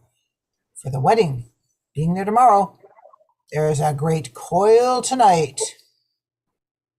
And you, be vigilant, I beseech you. What? Conrad! Peace, stir not. Conrad, I say! Here, man, I am at your elbow. Oh, master, my elbow itched. I thought there would be a scab fall. I will own thee an answer for that, and now forward with thy tale. Stand thee close then under this penthouse, for it drizzles rain, and I will, like a true drunkard, utter all to thee. Stand, please, masters, yet stand close. Therefore, know, I have earned of Don John 1,000 ducats. Is it possible that any villainy should be so dear? I should rather ask if it were possible any villain should be so rich. For when rich villains have need of poor ones may make what price they will. I wonder at it. That shows our unconfirmed. Thou knowest that the fashion of a doublet or a hat or a cloak is nothing to a man. Yes, it is apparel. I mean the fashion. Yes, the fashion is the fashion. Tush, I may as well say the fool's the fool. But seest thou not what a deformed thief this fashion is?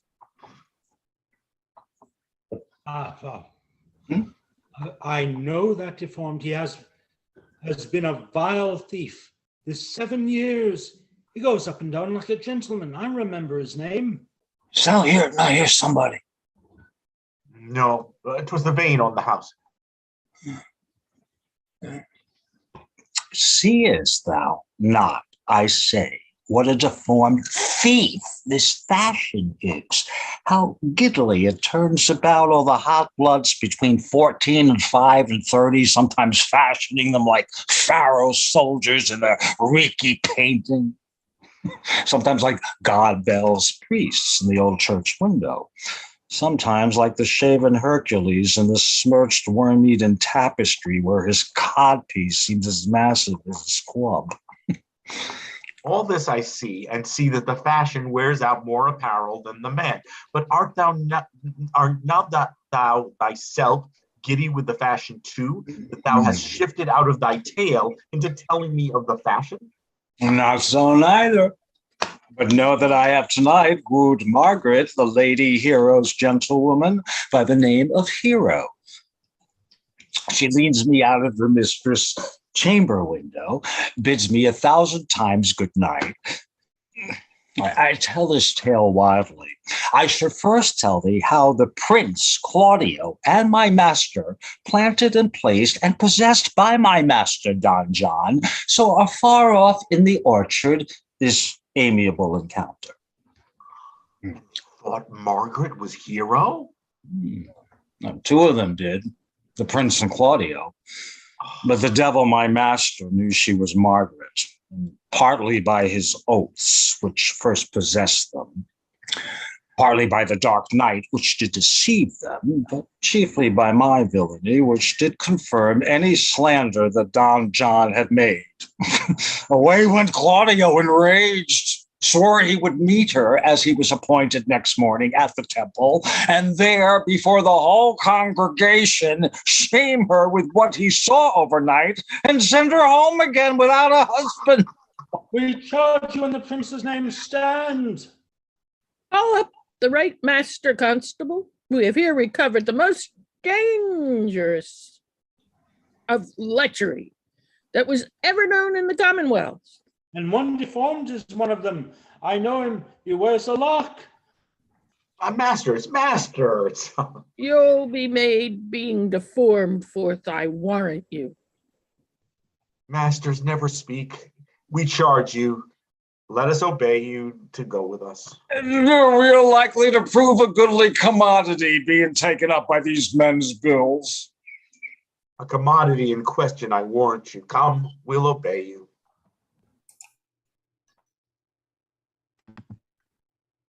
Good Ursula, wake my cousin Beatrice and desire her to rise, I will, lady.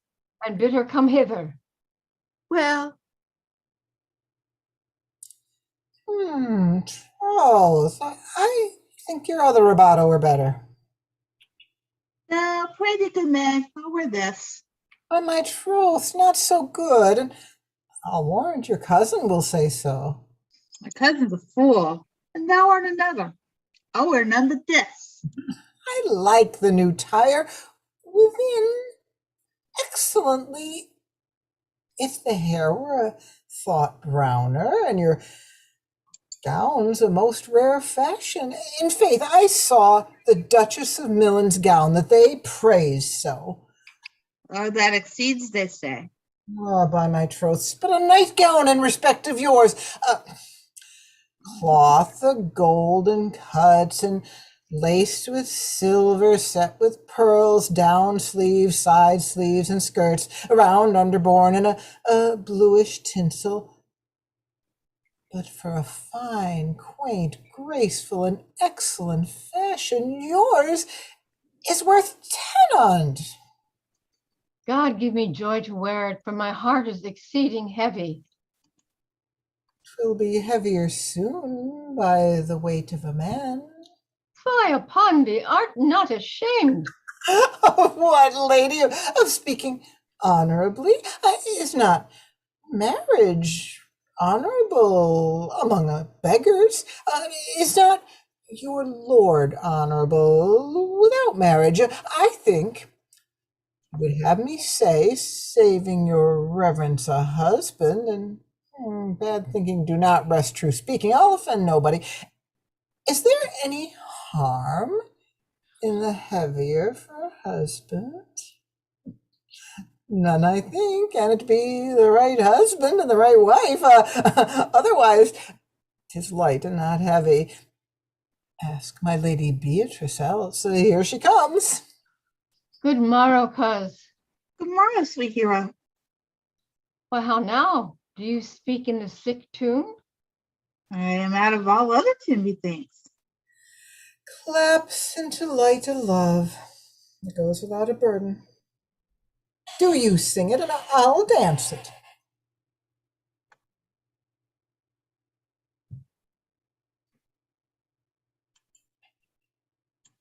oh, Ye madam, light above with your heels.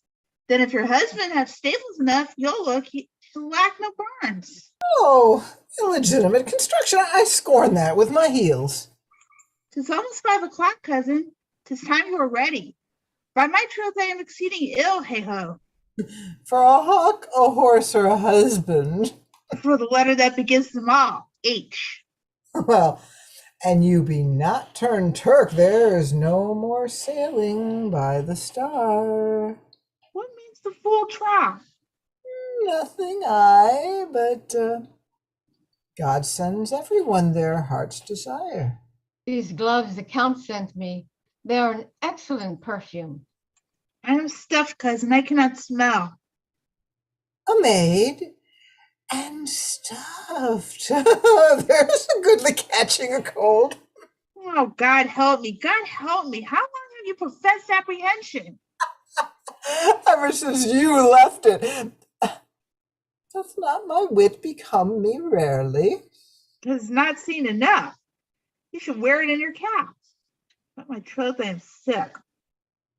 I get you some of this a distilled Carduus Benedictus and lay it to your heart. It is the only thing for a qualm. There, thou prickst her with a thistle. Benedictus? Why Benedictus? You have some moral in this Benedictus.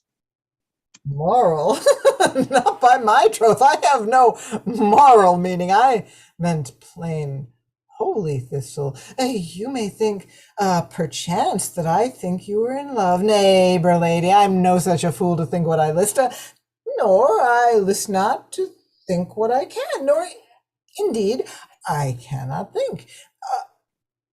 If I would think my heart out of thinking that you are in love, or that you will be in love, or that you can be in love, yet Benedict was such another, and now he is become a man. He swore he would never marry, and yet now, in despite of his heart, he eats his meat without grudging, and how you may be converted, I know not, but methinks you look with your eyes as other women do. What pace is this that thy tongue keeps? Not a false gallop. Madam, withdraw. The prince, the count, Signor Benedict, Don Juan, and all the gallants of the town are come to fetch you to church.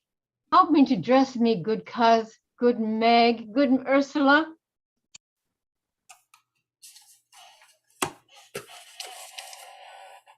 What would you with me, good neighbor? Marry, sir, I would have some confidence with you that discerns you nearly. Brief, I pray you, for you see it is a busy time with me. Marry, sir, this it is, sir.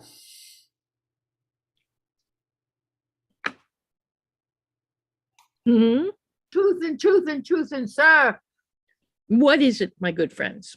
Goodman Verges, sir, speaks a little of the matter. An old man, sir, and his wits are not so blunt as God help I would desire they were, but in faith, honest as the skin between his brows. Oh, yes, I thank God. I'm as honest as any man living. That is an old man, and no honester than I. Harrisons are odorous, palabras, neighbor Verges. Neighbors, you are tedious. It pleases your worship to say so, but we are the poor Duke's officers. But truly, for mine own part, if I were as tedious as a king, I could find it in my heart to bestow it all of your worship. Oh, thy tedious sod me, eh? Yea, and 'twere 1,000 times more than 'tis, for I hear as good exclamation on your worship as of any man in the city. And though I be but a poor man, I'm glad to hear it. And so am I. I would fain know what you have to say. Oh, marry, sir, our watch tonight, accepting your worship's presence, have taken a couple of as errant knaves as any in Messina. Good old man, sir. He will be talking, as they say, when the age is in, then wit is out. God help us, it is a world to see. Well, said you faith, neighbor Verges. Well, God's a good man, and 2 men ride a horse, one must ride behind. An honest soul and faith, sir, by my troth he is as ever broke bread. But God is to be worshipped. All men are not alike. Alas, good neighbor. Indeed, neighbor, he comes too short of you. Gifts that God gives. I must leave you. One word, sir. Our watch, sir, have indeed comprehended 2 auspicious persons, and we would have them this morning examined before your worship.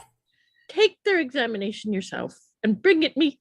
I am now in great haste, as may appear unto you. It shall be suffigance. Drink some wine ere you go. Fare ye well. Oh.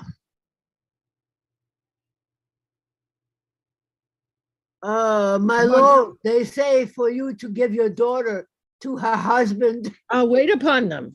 I am ready. Oh, go, good partner. I'll get you to Francis Seacole. Bid him bring his pen and inkhorn to the gull. We are now to examine those men. And we must do it wisely. We will spare for no wit, I warrant you. Here's that shall drive some of them to a non-com. Only get the learned writer to set down our excommunication. Meet me at the jail.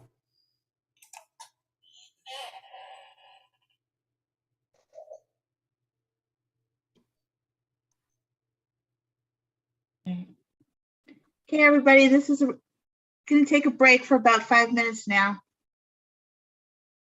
Okay, so it's about 9:29, so we'll start up again at 9:35. So yeah, thank you all. This is fun. Had some switching back and forth. Kitty, getting to hero, then not hero, then hero again. Yeah. So thanks for going with the flow. And yeah, it's a lot of fun. Also, I mean, there's a lot of things here where you can sort of see why. Well, why I love the first folio, but there are things that are some misleading stage directions. Like for example, for some reason in the scene with Hero and Ursula and Margaret, Hero is printed Bureau with a B at the end, and so it appeared that those may have been Beatrice's lines, but they should be Hero's lines. And also said kinsman, and that meant Beatrice or Ursula and Margaret. And kinsman does not equal that if you're returning. Yeah, no, I mean, because that's, because I mean, Hero and Beatrice are cousins, but Margaret and Ursula are very dear friends, but also the help. So we're starting at Act 4, Scene 1, right? Okay. That's right. I'm sorry, I was in the other room for the last scene. I just want to make sure. And this is one of those plays where there's a lot. You imagine a large stage with different little clusters of people. So you're aware of somebody talking to each other, even though they are not audible and they're not the center of attention. And it contributes to the mood, but it's hard to convey that on Zoom. Yeah, it is, and there is a lot of things that you have to sort of work on it to sort of understand, because also the folio doesn't have like exactly when people exit, and a lot of times it's very important that people aren't on hearing things that, because there's so much intrigue going on, so many overheard conversations. I mean, it really, the idea of it being much ado about noting is quite quite an interesting idea about it, and it is, but yeah, it's a lot of fun.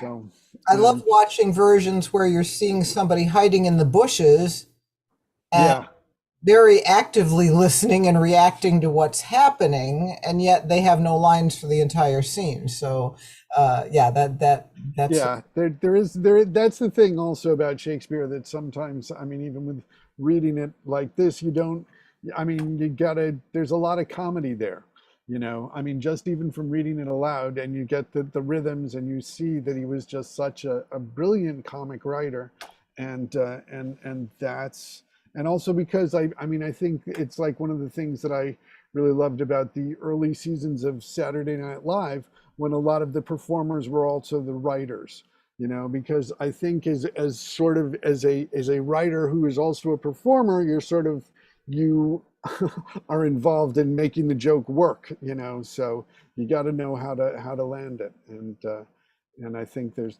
just so much terrific wit in this play. Oh, sure. And I love seeing live performances where obviously during the course of rehearsals and experimentation, they came up with a lot of stage business that has its own rhythm and its own shape. And it's amazing. Once you've seen it, that piece, you can't imagine the play taking place without it, because it's so vividly portrayed physically. And yet that's something they arrived at on their own. It wasn't something that was already plotted out for them here. Yeah. Yeah, and also there's an interesting thing with the stage directions. Sometimes you'll get like different uh, different names, like you know that Dogberry was Kemp because you have Kemp at one point for that, and also for Balthazar was Jackie Wilson, who is apparently like sort of a popular singer of the time. So that's why like his name is there for in one of the stage directions.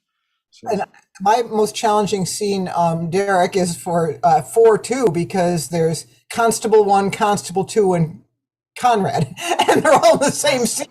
Yeah. Go in and saying, of the three of them, which one is speaking right now? Right. Yeah. And so Derek, King John on Saturday, right? Yes, So, I just finished casting it today, which I'm very happy about. So yeah, we're ready to go. I'll send you the cast list so you can. That's an cool. amazing play. I mean, I've been reading through some of the speeches, and it's not one of the ones that gets produced frequently, and you just don't see it very often. And then you get wonderful scenes and the language, and you're saying, "Oh my God, here's a magnificent monologue." You know, it's really astounding.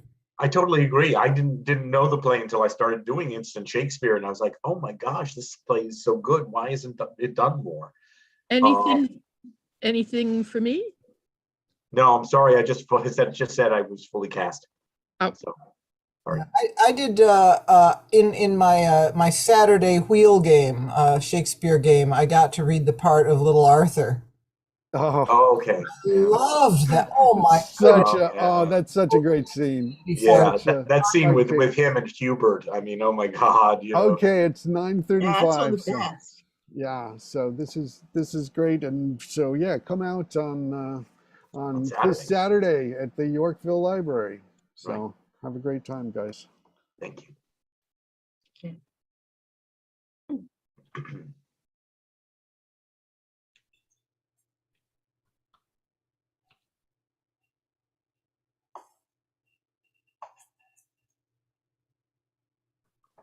Okay, well, we're beginning again. As at the beginning of this, Leonardo has the first line. But where is Leonardo? one moment. I'm finding my place. Sorry. Scrolling vigorously. Me too. I had to turn off the oven because I was going to burn something. And I was like, Been having some trouble with Page 75. my sound, which is why you haven't seen me very quickly. For some reason. Page 75, everyone. You're right there. And mute keeps going off and blinking on and off. So if I haven't been coming in on time, you'll have to forgive me. I don't know why this is going on. But it's a Mercury retrograde. huh? Mercury is retrograde. Maybe if I give it a good slap. Oh, everybody says that. No, it's true. Mercury retrograde does weird things with computers. Yeah. I have It's the Mercury space station. retrograde at birth, I think. My Mercury is retrograde in the 10th house. Terrible. Are we all set? So. Come, Friar Francis, be brief, only to the plain form of marriage, and you shall recount their particular duties afterwards. You come hither, my lords, to marry this lady? No. To be married to her. Friar, you come to marry her. Lady, you come hither to be married to this count. Do you? I do. Hero? Hero? I do. Oh, I'm sorry, I didn't hear you. Hearing. I do. If either of you know any inward impediment why you should not be conjoined, I charge you on your souls to utter it. Know you any, Hero? None, my lord. Know you any, Count? I dare make his answer, none. Oh, what men dare do, what men may do, what men daily do. Oh no, interjections? Why then some be of laughing as ha ha ha. Stand thee by, friar. Father, by your leave, will you with free and unconstrained soul give me this maid, your daughter? As freely, son, as God did give me her. What have I to give you back whose worth may counterpoise this rich and precious gift? Nothing, unless you render her again. Oh, sweet prince, you learn me noble thankfulness. There, Leonato, take her back again. Give not this rotten orange to your friend. She's but the sign and semblance of her honor. Behold, how like a maid she blushes here. Oh, what authority and show of truth can cunning sin cover itself withal? Comes not that blood as modest evidence to witness simple virtue? Would you not swear, all you that see her, that she were a maid by these exterior shows? But she is none. She knows the heat of a luxurious bed. Her blush is guiltiness, not modesty. What do you mean, my lord? Not to be married, not to knit my soul to an approved wanton. Dear my lord, if you in your own proof have vanquished the resistance of youth and made defeat of her virginity. I know what you would say. If I have known her, you will say she did embrace me as a husband and so extenuate the forehand sin. No, Leonato, I never tempted her with words large, but as a brother to his sister showed bashful sincerity and comely love. And seemed I ever otherwise to you? Out on thee seeming, I will write against it. You seem to me as a Diane in her orb, as chaste as is the bud ere it be blown. But you are more intemperate in your blood than Venus, or those pampered animals that rage in savage sensuality. Is my lord well, that he doth speak so wide? Speak, sweet prince, why speak not you? What should I speak? I stand dishonored that have gone about to link my dear friend to a common stale. Are these things spoken, or do I but dream? Sir, they are spoken, and these things are true. This looks not like a nuptial. True, oh God. Leonato, stand I here? Is this the prince? Is this the prince's brother? Is this face heroes? Are our eyes our own? Oh, this is so, but what of this, my lord? Let me but move one question to your daughter.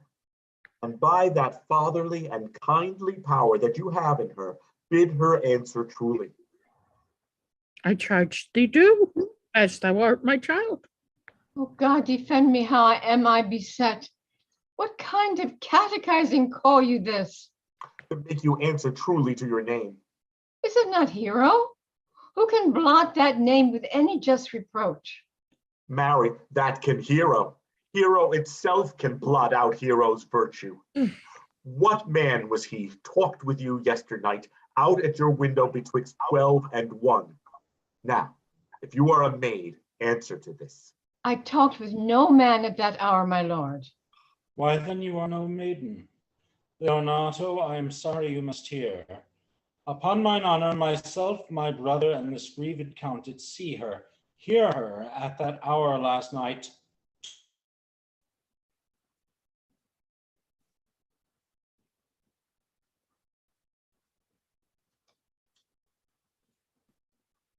Okay. Thank you for that. Where's the prince? Prince? John? Fie, they are not to be named, my lord, nor to be spoken of. There is not chastity enough in language without offense to utter them. Thus, pretty lady, I am sorry for thy much misgovernment. Oh, hero, what a hero hadst thou been if half thy outward graces had been placed about thy thoughts and counsels of thy heart. But fare thee well, most foul, most fair. Farewell, thou pure impiety and impious purity.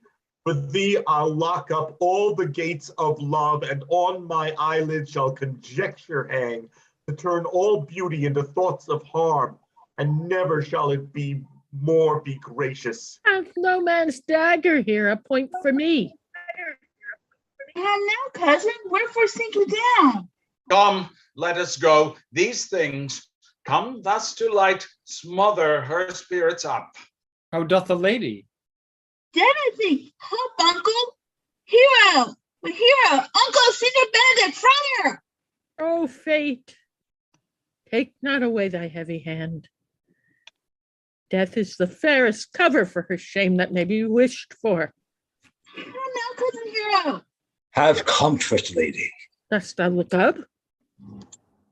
Yea, wherefore should she not? Wherefore? Why does not every earthly thing cry shame upon her? Could she here deny the story that is printed in her blood? Do not live, hero. Do not ope thine eyes. Or did I think thou wouldst not quickly die? Thought I thy spirits were stronger than thy shames. Myself would on the reward of reproaches strike at thy life. Grieved I had but one. Should I, for that at frugal nature's frame, oh, one too much by thee, why had I one? Why ever wast thou lovely in mine eyes? Why had I not with charitable hand took up a beggar's issue at my gates, who smeared thus and mired with infamy? I might have said, no part of it is mine. The shame derives itself from unknown loins, but mine and mine I loved, and mine I praised, and mine that I was proud on, mine so much that I myself was to myself not mine, valuing of her. Oh, why she? Oh, she is fallen into a pit of ink. Since the wine sea has drops too few to wash her clean again, and salt too little, which may season give to her foul, tainted flesh. Sir, be patient. For my part, I am so attired in wonder, I know not what to say. Oh, my soul, my cousin is blind. Lady, were you her bedfellow last night? No, truly. Not until last night. I have this 12 months been her bedfellow. Confirmed. Oh, that is stronger made, which was before barred up with ribs of iron. Would the princes lie and Claude lie, who loved her so, that speaking of her foulness, washed it with tears. Hence from her, let her die. Pause a while, hear me a little, for I have only been silent so long and given way unto this course of fortune by noting of the lady. I have marked 1,000 blushing apparitions to start into her face. 1,000 innocent shames in angel whiteness bear away those blushes, and in her eye there has appeared a fire to burn the errors that these princesses hold against her maiden truth. Call me a fool. Trust not my reading nor my observations, which with experimental seal doth warrant the tenure of my book. Trust not my age, my reverence, calling, nor divinity, if this sweet lady lie not guiltless here under some biting error. Friar, it cannot be. Thou seest that all the grace that she hath left is that she will not add to her damnation a sin of perjury. She not denies it. Why seekst thou then to cover with excuse that which appears in proper nakedness? Lady, what man is he you are accused of? They know that do accuse me. I know none. If I know more of any man alive than that which maiden modesty doth warrant, that all my sins lack mercy. O my father, prove you that any man with me conversed at hours unmeet, or that I yesternight maintained the change of words with any creature, refuse me, hate me, torture me to death. There is some strange misprison in the princes. Two of them have the very bent of honor. And if their wisdoms be misled in this, the practice of it lives in John the Bastard, whose spirits toil in frame of villainies. I know not. If they speak but truth of her, these hands shall tear her. If they wrong her honor, the proudest of them shall well hear of it. Time hath not yet so dried this blood of mine, nor age so eat up my invention, nor fortune made such havoc of my means, nor my bad life reft me so much of friends. But they shall find a wit in such a kind, both strength of limb and policy of mind, ability in means, and choice of friends to quit me of them thoroughly. Pause a while, and let me counsel sway you in this case. Your daughter here, the princess, left for dead. Let her a while be secretly kept in, and publish it that she is dead indeed. Maintain a mourning ostentation, and on your family's old monument hang mournful epitaphs, and do all rites that appertain unto a burial. What shall become of this? What will this do? Marry, this well carried shall on her behalf change slander to remorse. That is some good. But not for that dream I on this strange course, but on this travel look for greater birth. She dying, as it must be so maintained, upon the instant that she was accused, shall be lamented, pitied, and excused of every hearer. For it so falls out that what we have, we prize not to the worth whilst we enjoy it, but being lacked and lost, why then we rack the value. Then we find the virtue that possession would not show us while it was ours. And so will it with fair Claudio. When he shall hear she died upon his words, the idea of her life shall sweetly creep into his study of imagination. Every loving organ of her life shall come apparelled in more precious habit, more moving, delicate, and full of life into the eye and prospect of his soul than when she lived indeed. Then shall he mourn, if ever love had interest in his liver, and wish she had not so accused her. No, though he thought his accusation true. Let this be so, and doubt not but success will fashion the event in better shape than I can lay it down in likelihood. But if all my aim by this be levelled false, the supposition of the lady's death will quench the wonder of infamy, and if it sort not well, you may conceal her as best befits her wounded reputation in some reclusive and religious life out of eyes, tongues, minds, and injuries. Signor Leonato, let the friar advise you, and though you know my inwardness and love is very much unto the prince and Claudio, yet by mine honor I will deal in this as secretly and justly as your soul should with your body. Being that I flow in grief, the smallest twine may lead me. It is well consented. Presently away, for two strange sores strangely they strain the cure. Come, lady, die to live. This wedding day perhaps is but prolonged. Have patience and endure. Lady Beatrice, have you wept all this while? Yea, and I will weep a while longer. I will not desire that. I have no reason. I do it freely. Surely I do believe your fair cousin is wronged. How much might the man deserve of me that will right her? Is there any way to show such friendship? A very evil way, but no such friend. May a man do it? It is a man's office, but not yours. I do love nothing in the world so well as you. Is not that strange? As strange as a thing I know not, or it's possible for me to say. I love nothing so well as you. But believe me not, and yet I lie not. I confess nothing, nor I deny nothing. I'm sorry for my cousin. By my sword, Beatrice, thou lovest me. Do not swear by it, need it. I will swear by it that you love me, and I will make him eat it that says I love not you. Will you not eat your work?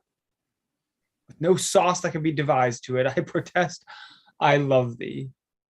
Well, then God forgive me. What offense, sweet Beatrice? You esteemed me in a happy hour. I was about to protest I loved you. And do it with all thy heart. I love you with so much in my heart that none is left to protest. Come, bid me do anything for thee. Kill Claudio. Not for the wide world. You kill me to deny. Farewell. Tarry, sweet Beatrice. I am gone. Though I am here, there is no love in you. Nay, I pray you let me go. Beatrice, In faith, I will go. we'll be friends first. You dare easier be friends with me than fight with my enemy? Is Claudio thine enemy? Is not approved to the height of villain that has slandered, scorned, dishonored my kinswoman? Oh, that I were a man. What, bear her in hand until they come to take hands? And then with public accusation, uncovered slander, unmitigated rumor? Oh, God, that were a man. I would eat his heart in the marketplace. Hear me, Beatrice. Talk with a man out of the window, a proper saying. Nay, Beatrice. Hero, she is wrong. She's slandered. She's undone. Beatrice. Princes and counties, surely a princely testimony, a goodly count, confess, a sweet gallant, surely. Oh, that were a man for his sake, or that I had any friend would be a man for my sake. But manhood is melted into curses, valor into compliment, and men are only turned into tongue, and trim ones too. He is now as valiant as Hercules that only tells a lie and swears it. I cannot be a man with wishing, therefore I will die a woman with grieving. Carry, good Beatrice, by this hand, I love thee. Is it for my love some other way than swearing by it? Think you in your soul the Count Claudio hath wronged Hero? Yea, as sure as I have thought or soul. Enough. I am engaged. I will challenge him. I will kiss your hand and so leave you. By this hand, Claudio shall render me a dear account. As you hear of me, so think of me. Go comfort your cousin. I must say she is dead. And so, farewell.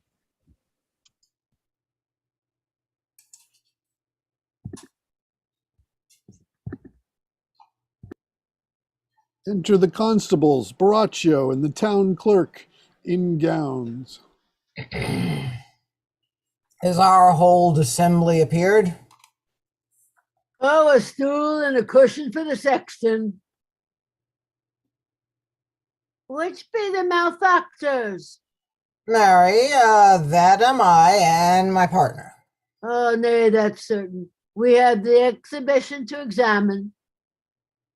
We need a sexton. Is there a sexton around?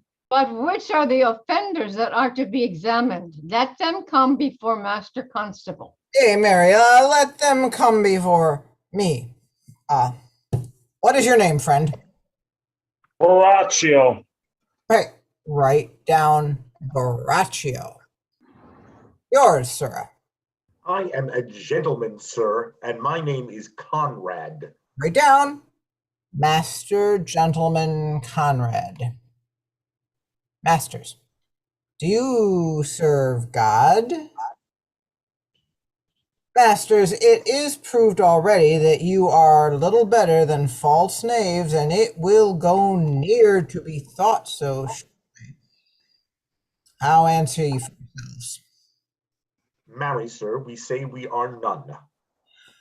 A marvelous witty fellow, I assure you, but I will go about with him. Come you hither, sir. A word in your ear, sir. I say to you, it is thought you are false knaves. Sir, I say to you, we are not. Well, stand aside. For God, they are both in a tale. Have you written down that they are none? Master Constable, you go not the way to examine. You must call forth the watch that are their accusers. Yes, Mary. That's the elftest way. Let the watch come forth. Masters, I charge you in the prince's name, accuse these men. This man said, sir, that Don John the Prince's brother was a villain. Write it down. Prince John, a villain. This is flat perjury to call a prince's brother a villain. Master Constable, I do not like thy look, I promise thee. What heard you him say else? Marry, that he had received 1,000 ducats of Don John for accusing the lady hero wrongfully. Flat burglary as ever was committed. By the master it is. What else, fellow? And that Count Claudio did mean upon his words to disgrace Hero before the whole assembly and not marry her. Oh, villain, thou will be condemned into everlasting redemption for this. What else? This is all. And this is more masters than you can deny. Prince John is this morning secretly stolen away. Hero was in this manner accused, in this very manner refused, and upon the grief of this suddenly died. Master Constable, that these men be bound and brought to Leonato. I will go before and show him their examination. Come, let them be opinioned. Let them be in the hands of Coxcomb. God's my life. Where's the sexton? Let him write down the prince's officer Coxcomb. Come, bind them, thou naughty varlet. Away! You are an ass. You are an ass. Dost thou not suspect my place? Does now that suspect my gears? He were here to write me down an ass, but the masters, remember that I am an ass. Will not be written down. Yet forgotten not that I am an ass. No, thou villain, thou art full of piety and shall be proved upon thee by good witness. I am a wise fellow, which is more, an officer, and which is more, a householder, and which is more, as pretty a piece of flesh as any in Messina, and one that knows the law. Go to. And a rich fellow enough. Go to. And a fellow that hath had losses, and one that hath 2 gowns and everything handsome about him. Bring him away. Oh, that I had been written down an ass.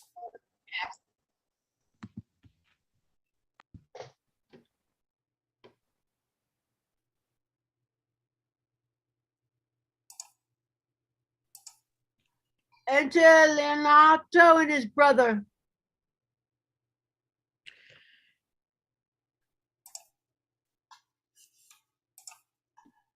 Brother?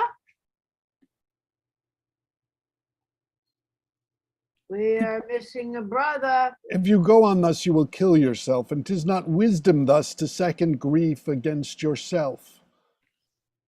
I pray thee cease thy counsel, which falls into mine ears as profitless as water in a sieve. Give me not counsel, nor let no comfort delight mine ear, but such a one whose wrongs doth suit with mine. Bring me a father that so loved his child, whose joy of her is overwhelmed like mine, and bid him speak of patience, measure his woe, the length and breadth of mine, and let it answer every strain for strain, as thus for thus, and such a grief for such in every lineament, branch, shape, and form. If such a one will smile and stroke his beard and sorrow wag, cry him when he should groan. Patch grief with proverbs, make misfortune and drunk with candle wasters. Bring him yet to me, and I of him will gather patience. But there is no such man. Brother, men can counsel and speak comfort to that grief which they themselves not feel. But tasting it, their counsel turns to passion, which before would give perceptual medicine to rage. Fetters strong madness with a silken thread, charm ache with air, and agony with words. No, no, 'tis all men's office to speak patience to those that wring under the load of sorrow, but no man's virtue nor sufficiency to be so morrow when he shall endure the like himself. Therefore give me no counsel. My griefs cry louder than advertisement. Therein do men from children nothing differ. I pray thee, peace.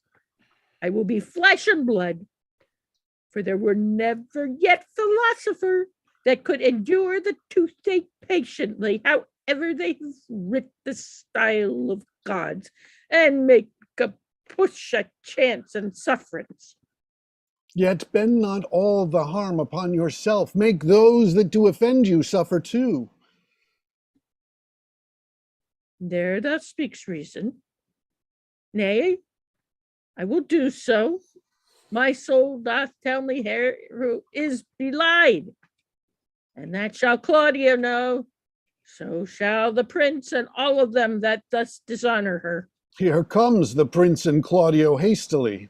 Good day, good day. Good day to both of you. Hear you, my lords? We have some haste, Leonato. Some haste, my lord. Well, fare you well, my lord. Are you so hasty now? Well, all is one. They do not quarrel with us, old man. If he could right himself with quarreling, some of us would lie low. Wrongs him. Marry, thou dost wrong me, thou dissembler, thou. Nay, never lay thy hand upon thy sword. I fear thee not. Harry, beshrew my hand if it should give your aid such cause of fear. In faith, my hand meant nothing to my sword. Hush, hush, man, never flee and jest at me. I speak not like a dotard nor a fool, as under privilege of age to brag. What I have done being young, or what would do were I not old. No, Claudio, to thy head, thou hast so wronged my innocent child and me, that I am forced to lay my reverence by, and with gray hairs and bruise of many days, do challenge thee to trial of a man. I say, thou hast belied mine innocent child. Thy slander hath gone through and through her heart, and she lies buried with her ancestors. Oh, in a tomb where never slept scandal slept, save this of hers framed by thy villainy. My villainy? Thine, Claudio, thine, I say. You say not right, old man. My lord, I'll prove it on his body if he dare, despite his nice fence and his active practices may have used and bloom of lustiness. Away, I will not have to do with you. Canst thou so daff me? Thou hast killed my child. If thou killst me, boy, thou shalt kill a man. He shall kill two of us, and men indeed. But that's no matter. Let him kill one first. Win me and wear me. Let him answer me. Come, follow me, boy. Come, sir boy. Come, follow me, sir boy. I'll whip you from your foining fence. Nay, as I'm a gentleman, I will. Brother. Content yourself. God knows I loved my niece, and she is dead. Slandered to death by villains that dare as well answer a man indeed as I dare take a serpent by the tongue. Boys, apes, braggarts, jacks, milksops. Brother Anthony. Hold you content. What, man? I know them, yea, and what they weigh, even to the utmost scruple. Scambling, outfacing, fashion-monging boys that lie, and cog, and flout, and deprave, and slander, go antically, and show outward hideousness, and speak half a dozen dangerous words how they might hurt their enemies if they durst. And this is all. But Brother Anthony. Oh, come, sir, 'tis no matter. Do not meddle, let me deal in this. Gentlemen, both, we will not wait your patience. My heart is sorry for your daughter's death, but on my honor, she was charged with nothing but what was true and very full of truth. My lord, my lord. I will not hear you. Oh, come, brother, away. I will be heard.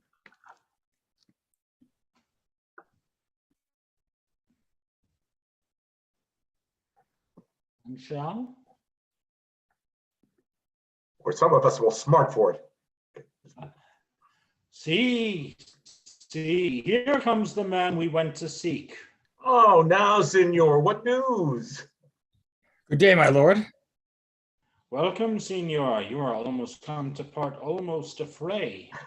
We had liked to have our two noses snapped off with two men without teeth. Leonato and his brother. What thinkst thou? Had we fought, I doubt we should have been too young for them. In a false quarrel, there is no true valor. I came to seek you both. Well, we've been up and down to seek thee, for we are high proof melancholy, and would fain have it beaten away. Wilt thou use thy wit? It is in my scabbard. Shall I draw it? Dost thou wear thy wit by thy side? Never any did so, though very many have been beside their wit. I will bid thee draw, as we do the minstrels, draw to pleasure us. As I am an honest man, he looks pale. Art thou sick or angry? What? Courage, man.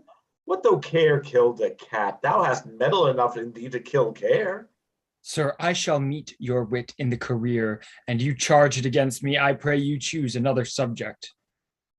Nay then, give him another staff. The last was broke cross. By this light he changes more and more. I think he be angry indeed. Well, if he be, he knows how to turn his girdle. Shall I speak a word in your ear? Oh, God bless me from a challenge. You are a villain. I jest not. I will make it good how you dare, with what you dare, and when you dare. Do me right, or I will protest your cowardice. You have killed a sweet lady, and her death shall fall heavy on you. Let me hear from you. Well, I will meet you, so I may have good cheer. What, a feast, a feast? Oh, in faith, I thank him. He hath bid me to a calf's head and a capon, the which if I do not carve most curiously, say my knife's naught, shall I not find a woodcock too? Sir, your wit ambles well. It goes easily. I'll tell thee how Beatrice praised thy wit the other day. I said thou hadst a fine wit. True, says she, a fine little one. No, said I, a great wit. Right, says she, a great gross one. Nay, said I, a good wit. Just, said she, it hurts nobody. Nay, said I, the gentleman is wise. Certain, said she, a wise gentleman. Nay, said I, he hath the tongues. That I believe, said she, for he swore a thing to me on Monday night, which he forswore on Tuesday morning. There's a double tongue, there's two tongues. Thus did she an hour together transhape thy particular virtues, yet at last she concluded with a sigh, thou wast the properest man in Italy. For the which she wept heartily and said she cared not. Yea, that she did, but yet for all that, and if she did not hate him deadly, she would love him dearly. The old man's daughter told us all. All. And moreover, God saw him when he was hid in the garden. But when shall we set the savage bull's horns on the sensible Benedict's head? Oh, yea, and text underneath, here dwells Benedict the married man. Fare you well, boy. You know my mind. I will leave you now to your gossip-like humor. You break jests as braggarts do their blades, which God be thanked hurt not. My lord, for your many courtesies, I thank you. I must discontinue your company. Your brother, the bastard, is fled from Messina. You have among you killed a sweet and innocent lady. For my lord Lackbeard there, he and I shall meet. Until then, peace be with him. He is in earnest. In most profound earnest, I warrant you, and for the love of Beatrice. And hath challenged thee? Most sincerely. What a pretty thing man is when he goes in his doublet and hose and leaves off his wit. He is then a giant to an ape, but then is an ape a doctor to such a man. What soft you, let me be. Pluck up my heart and be sad. Did he not say my brother was fled? Come you, sir, if justice cannot tame you, she shall ne'er weigh more reason in her balance. Nay, and you be a cursing hypocrite once, you must be looked to. How now? 2 of my brother's men bound, Horatio one? Hearken after their offense, my lord. Officers, what offense have these men done? Marry, sir, they have committed false report. Moreover, they have spoken untruths. Secondarily, they are slanderers. Sixth and lastly, they have belied a lady. Thirdly, they have verified unjust things. And to conclude, they are lying knaves. First, I ask thee what they have done. Thirdly, I ask thee what's their offense. Sixth and lastly, why they are committed, and to conclude what you lay to their charge. Rightly reasoned and in his own division, and by my troth, there's one meaning well suited. Who have you offended, masters, that you are thus bound to your answer? This learned constable is too cunning to be understood. What's your offense? Sweet Prince, let me know, Father, to mine answer. Do you hear me? And let this count kill me. I have deceived even your very eyes, what your wisdoms could not discover. These shallow fools have brought to light, to when the night overheard me confessing to this man how Don John, your brother, incensed me to slander the lady hero, how you were brought into the orchard and saw me court Margaret in hero's garments, how you disgraced her when you should marry her. My villainy they have upon record, which I had rather seal with my death than repeat over to my shame. The lady is dead upon mine and my master's false accusation, and briefly, I desire nothing but the reward of a villain. Runs not the speech like iron through your blood? I have drunk poison while he uttered it. But did my brother set thee on to this? Yea, paid me richly for the practice of it. He is composed and framed of treachery, and fled he is upon this villainy. Sweet hero, now thy image doth appear in the rare semblance I loved at first. Come, bring away the plaintiff.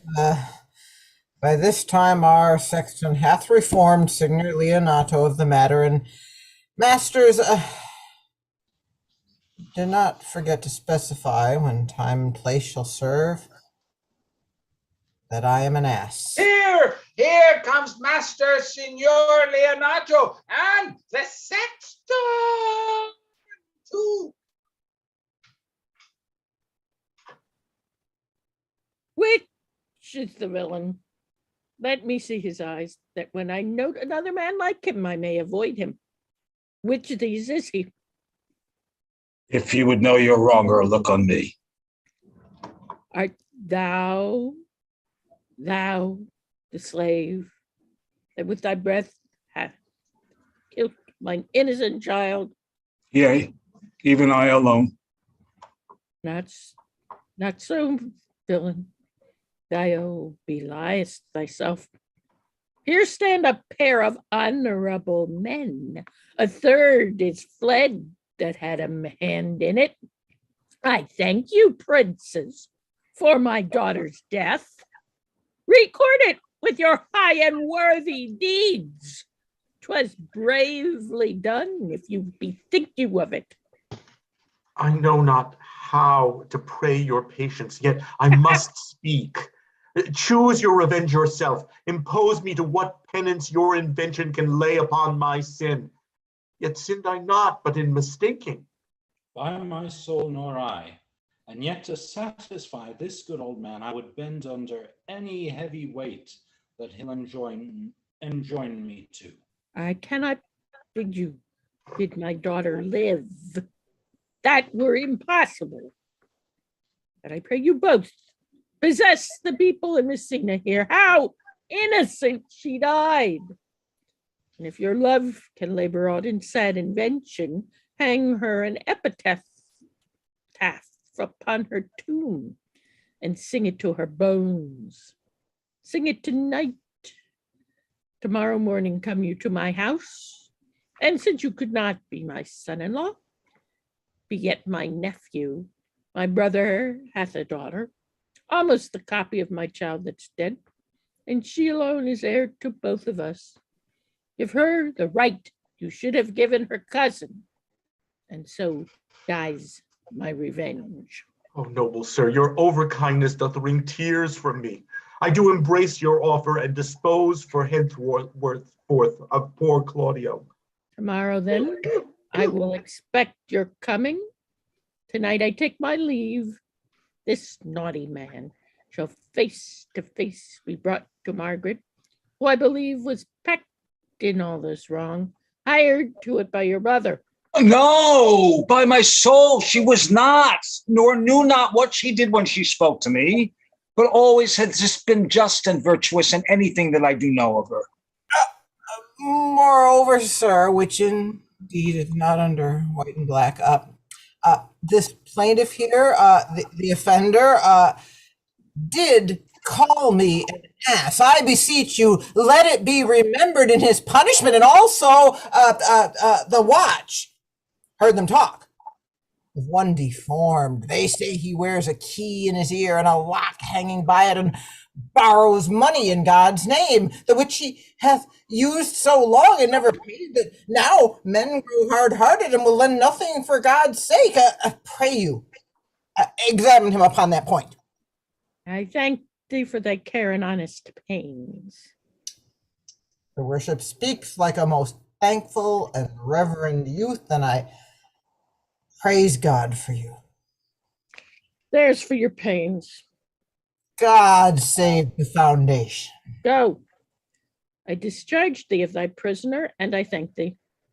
I leave an errant knave with your worship, which I beseech your worship to correct yourself for the example of others. God, keep your worship. I wish your worship well. God, restore you to health. I humbly give you leave to depart, and if a merry meeting be wished, God prohibit it. Come, neighbor. Until tomorrow morning, lords. Farewell.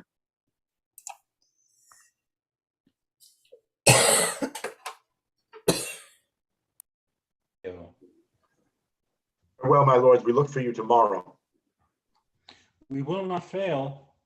Tonight, I'll mourn with Hero. Bring you these fellows on. We'll talk with Margaret how her acquaintance grew with this lewd fellow. Pray thee, sweet Mistress Margaret, deserve well at my hands by helping me to the speech of Beatrice.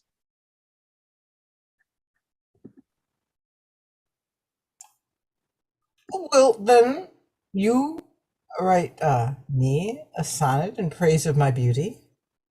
In so high a style, Margaret, that no man living shall come over it, for in most comely truth thou deservest it. Aye, to have no man come over me, why, shall I always keep below stairs? Thy wit is as quick as the greyhound's mouth it catches. And yours as blunt as the fencer's foils, which hit but do not hurt. As most manly wit, Margaret, it will not hurt a woman. And so I pray thee call Beatrice. I give thee the bucklers. Oh, give us the swords. We have bucklers of our own. you use them, Margaret, you must put in the pikes with a vice, and they are dangerous weapons for maids. Well, I will call Beatrice to you, who I think hath legs. Therefore will come the god of love that sits above and knows me, how pitiful I deserve. I mean in singing, but in loving. Leander the good swimmer, Troilus, the first employer of panders, and a whole book full of these quondam carpetmongers whose name yet runs smoothly in the even road of a blank verse. Why, they were never so truly turned over and over as my poor self in love. Mary, I cannot show it rhyme. I have tried. I can find out no rhyme to lady, but baby, an innocent time, for scorn, horn, a hard time, for school, fool, a babbling time, very ominous endings. No, I was not born under a rimming planet, but for I cannot woo in festival terms. Sweet Beatrice, wouldst thou come when I called thee? Yea, Signor, and depart when you bid me. Oh, stay but till then. Then is spoken. Fare you well now. And yet ere I go, let me go with that I came, which is with not knowing what hath passed between you and Claudio. Only foul words, and thereupon I will kiss thee. Foul words is but foul wind, and foul wind is but foul breath, and foul breath is noisome. Therefore I will depart unkissed. Thou hast frightened the word out of his right sense, so forcible is thy wit. But I must tell thee plainly, Claudio undergoes my challenge, and either I must shortly hear from him, or I will subscribe him a coward. And I pray thee, now tell me, for which of my bad parts didst thou first fall in love with me? For them all together, which maintains a politic state of evil, that they will not admit any good part to intermingle with them. But for which of my good parts did you first suffer love from me? Suffer love, a good epithet. I do suffer love indeed, for I love thee against my will. In spite of your heart, I think. Well, as for heart, if you spite it for my sake, I will spite it for yours. For I will never love that which my friend hates. Thou and I are too wise to woo peaceably. It appears not in this confession. There's not one wise man among 20 that will praise himself. An old instance, Beatrice, that lived in the time of good neighbors. If a man do not erect in this age his own tomb ere he dies, he shall live no longer in monuments. Then the bells ring and the widow weeps. And how long is that, think you? Question why, an hour in clamor and a quarter in rhyme. Therefore it is most expedient for the wise, if Don Worm, his conscience, find no impediment to the contrary, to be the trumpet of his own virtues, as I am to myself so much for praising myself, who I myself will bear witness in praise worthy. And now tell me, how doth your cousin? Very ill. How do you? Very ill too. Serve God, love me, and mend. There will I leave you too, for here comes one in haste.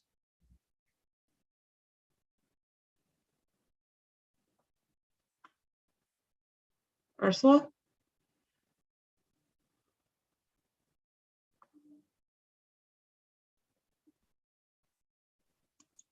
Unmute, start video. Okay.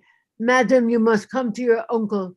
Yonder's old coil at home. It is proved my lady here hath been falsely accused. The prince and Claudio mightily abused, and Don Juan is the author of all, who is fled and gone. Will you come presently? Will you go here in this news, Signor?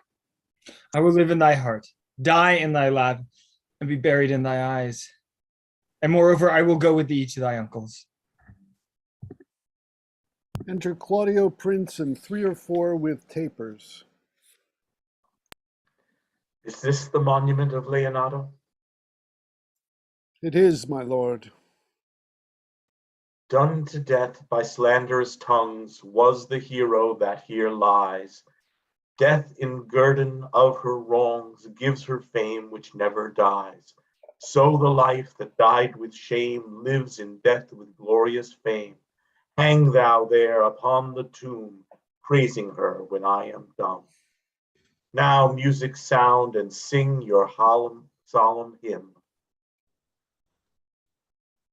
Pardon, goddess of the night, those that slew thy virgin night, for the which with songs of woe round about their tomb they go. Midnight, assist our moan, help us to sigh and groan. Heavily, heavily. Graves yawn and yield your dead, till death be uttered. Heavenly, heavenly. Bravo.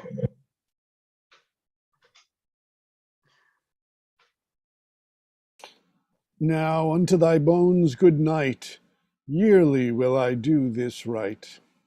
Good morrow, masters, put your torches out. The wolves have played, and look the gentle day before the wheels of Phoebus roundabout dapples the drowsy east with spots of gray. Thanks to you all, and leave us. Fare you well. Good morrow, masters, each his several way.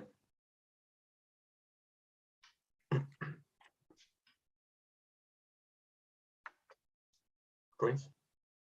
Come, let us hence and put on other weeds, and then to Leonato's we will go.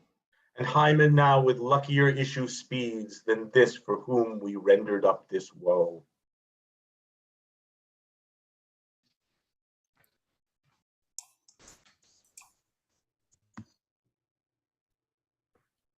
Friar? Did he not tell us she Did was... I not tell you she was innocent?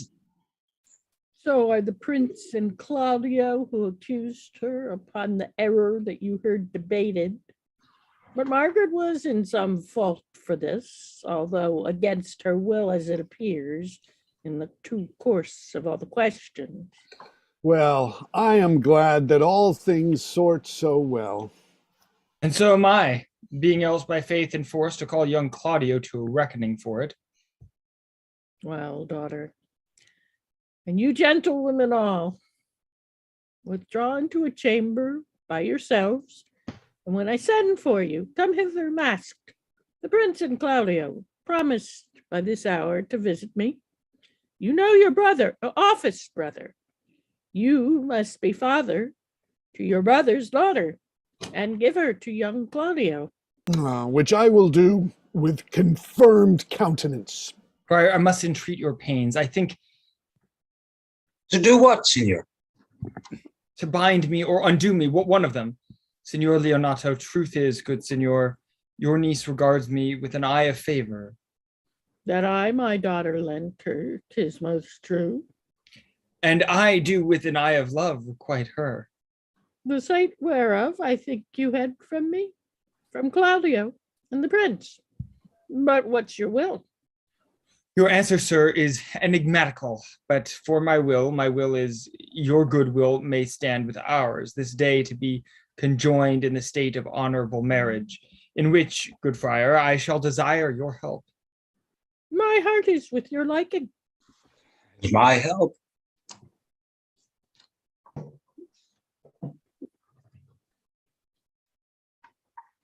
Good morrow to this fair assembly.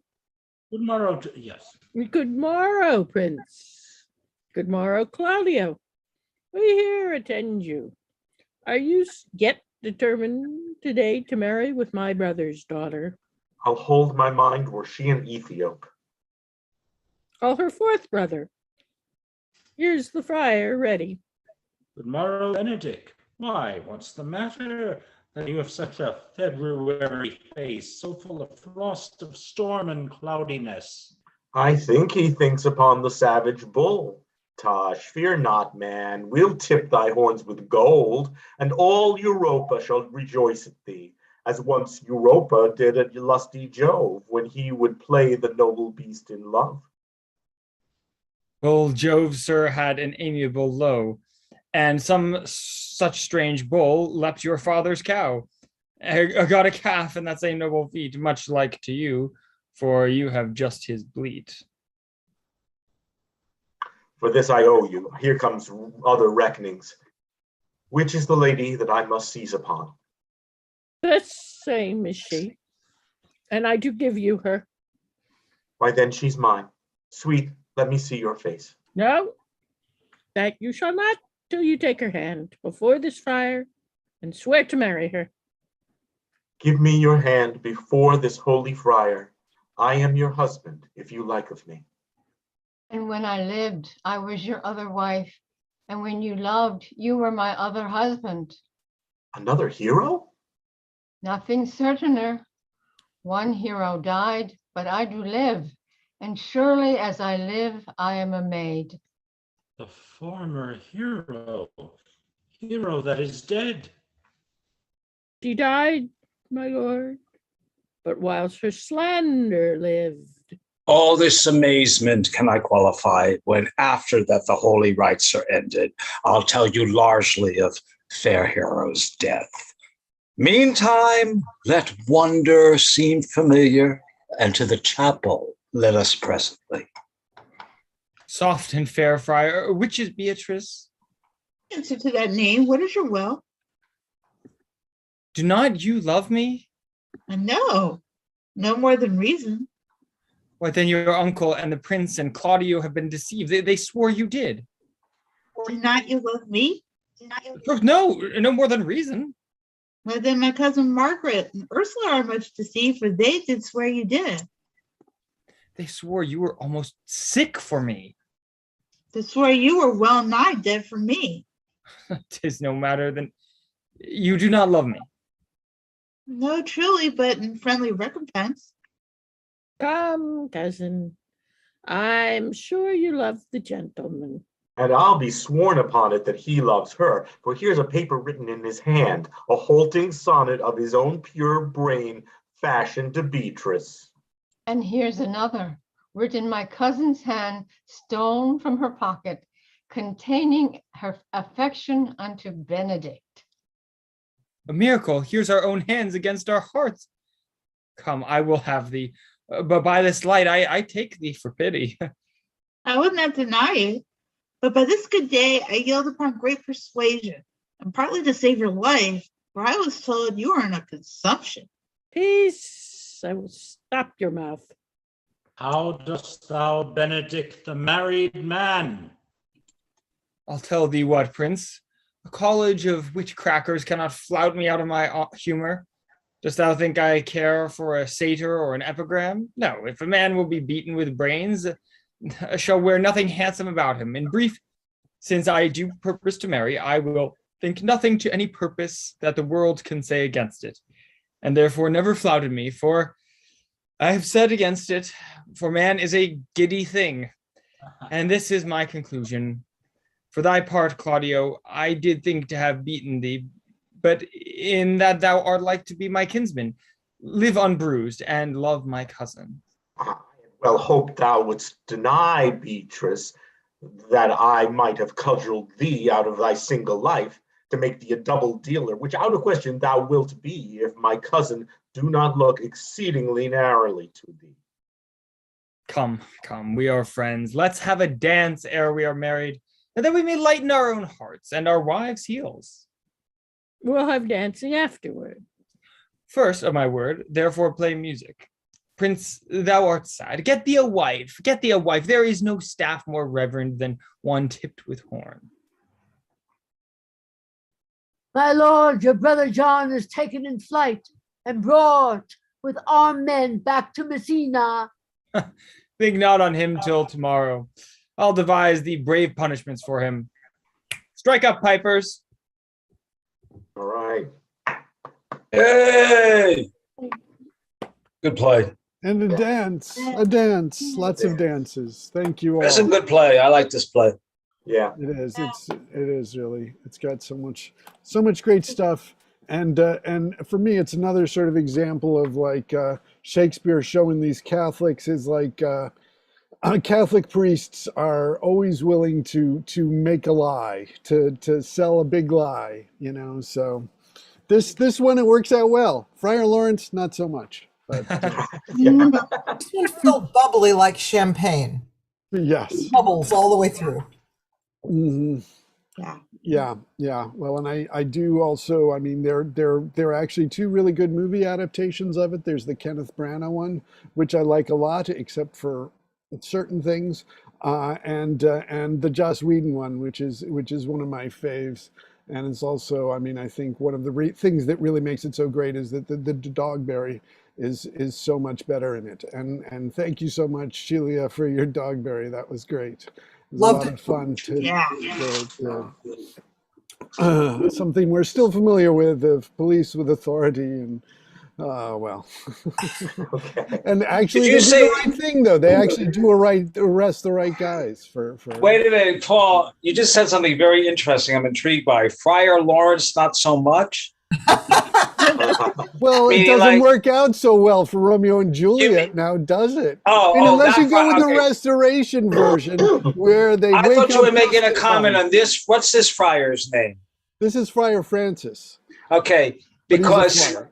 when And he then, of says, course, I thought you were making a commentary on saying that if all doesn't work out for Hero, that she'd be stuck in a convent. yeah, And no, I that's thought maybe when you were making a comment and that he could have his way with never mind. My mind went into a very weird place. Yes, it did. Yes, it did. yeah. No, Well, I love the commentary of that though, because it's so sad that people, I mean, have to. I remember when we did a reading of it live and I got a good laugh on it. This time I think I was more serious about it, but it's almost like he's like jesting at the hypocrisy because he knows she's innocent, and even still that if she's not proven innocent, she can do what we do to poor women like this and lock them away, and it's just, that's what they did. If they didn't stone them to death, right? They didn't kill them. yeah, no, then they take him off to the convent. And of course, then in Measure for Measure, you have the Duke pretending to be a friar and Right. lying all over the place, and it's like, well, hey, I can get away with it because, that's what friars do. And Isabella, who probably doesn't even want to be a convent, doesn't even want to be in a convent. Well, I did watch Shakespeare Uncovered, and they did an episode on Measure for Measure, and they really emphasized how Isabel, it was a positive choice to go into the convent. It was asserting her individuality because compared to the typical marriage and motherhood at the time, being actually gave her more freedom than she would have had if she did things she chose not to do. She didn't want to do them, but if you only followed social convention, she would have felt very imprisoned. Interesting. Isn't there something in there that looks like she ends up with the Duke? Does she end up with the Duke in the end? Or He's saying he's assuming it. She doesn't say anything. That's right. That's accurate. Yeah. That's kind of the feeling. No, the ending is totally open. Yeah. Right. If you play it the right way, it's up to each individual to decide which way it's going. And I love that ambiguity.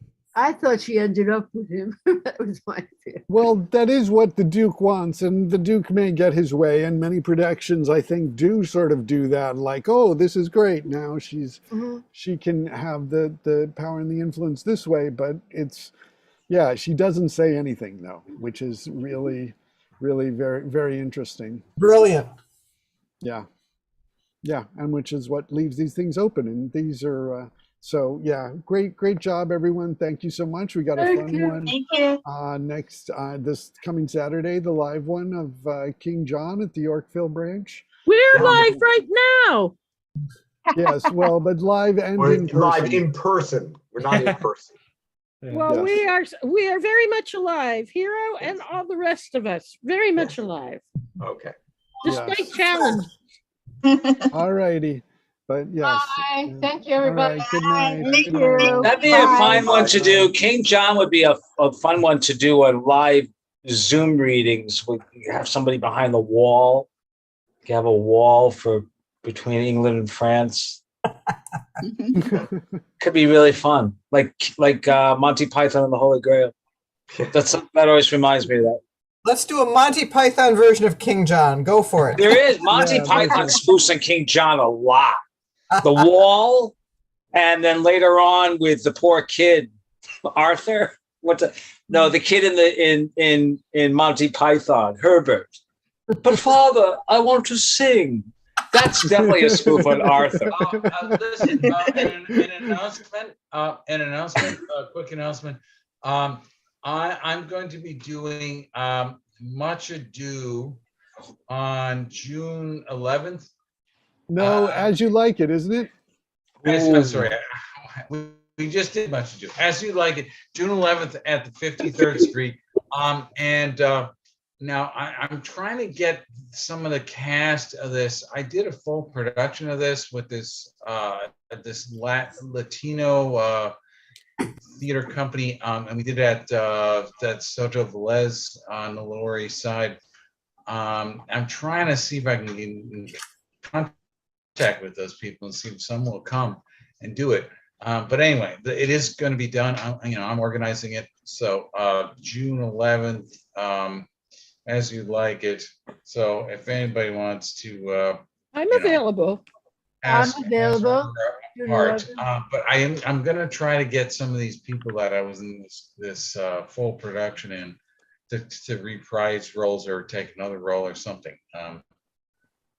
Yeah, and I'm just getting started on that. Yeah. What about outdoor readings? Like around the Rock, okay, on 81st Street. That's where we did an As You Like It. That Melody Players. Remember, Paul, that you turned me on to? Yeah, I don't know. I mean, that could be fun to get together. Bryant Park would be. Well, Central Park and that rock, that high elevated, is a great place to do a show. A lot of people, it's actually a hard space to get because a lot of people do stuff up there. The acoustic I've done might some be better. I don't even know what you're talking about.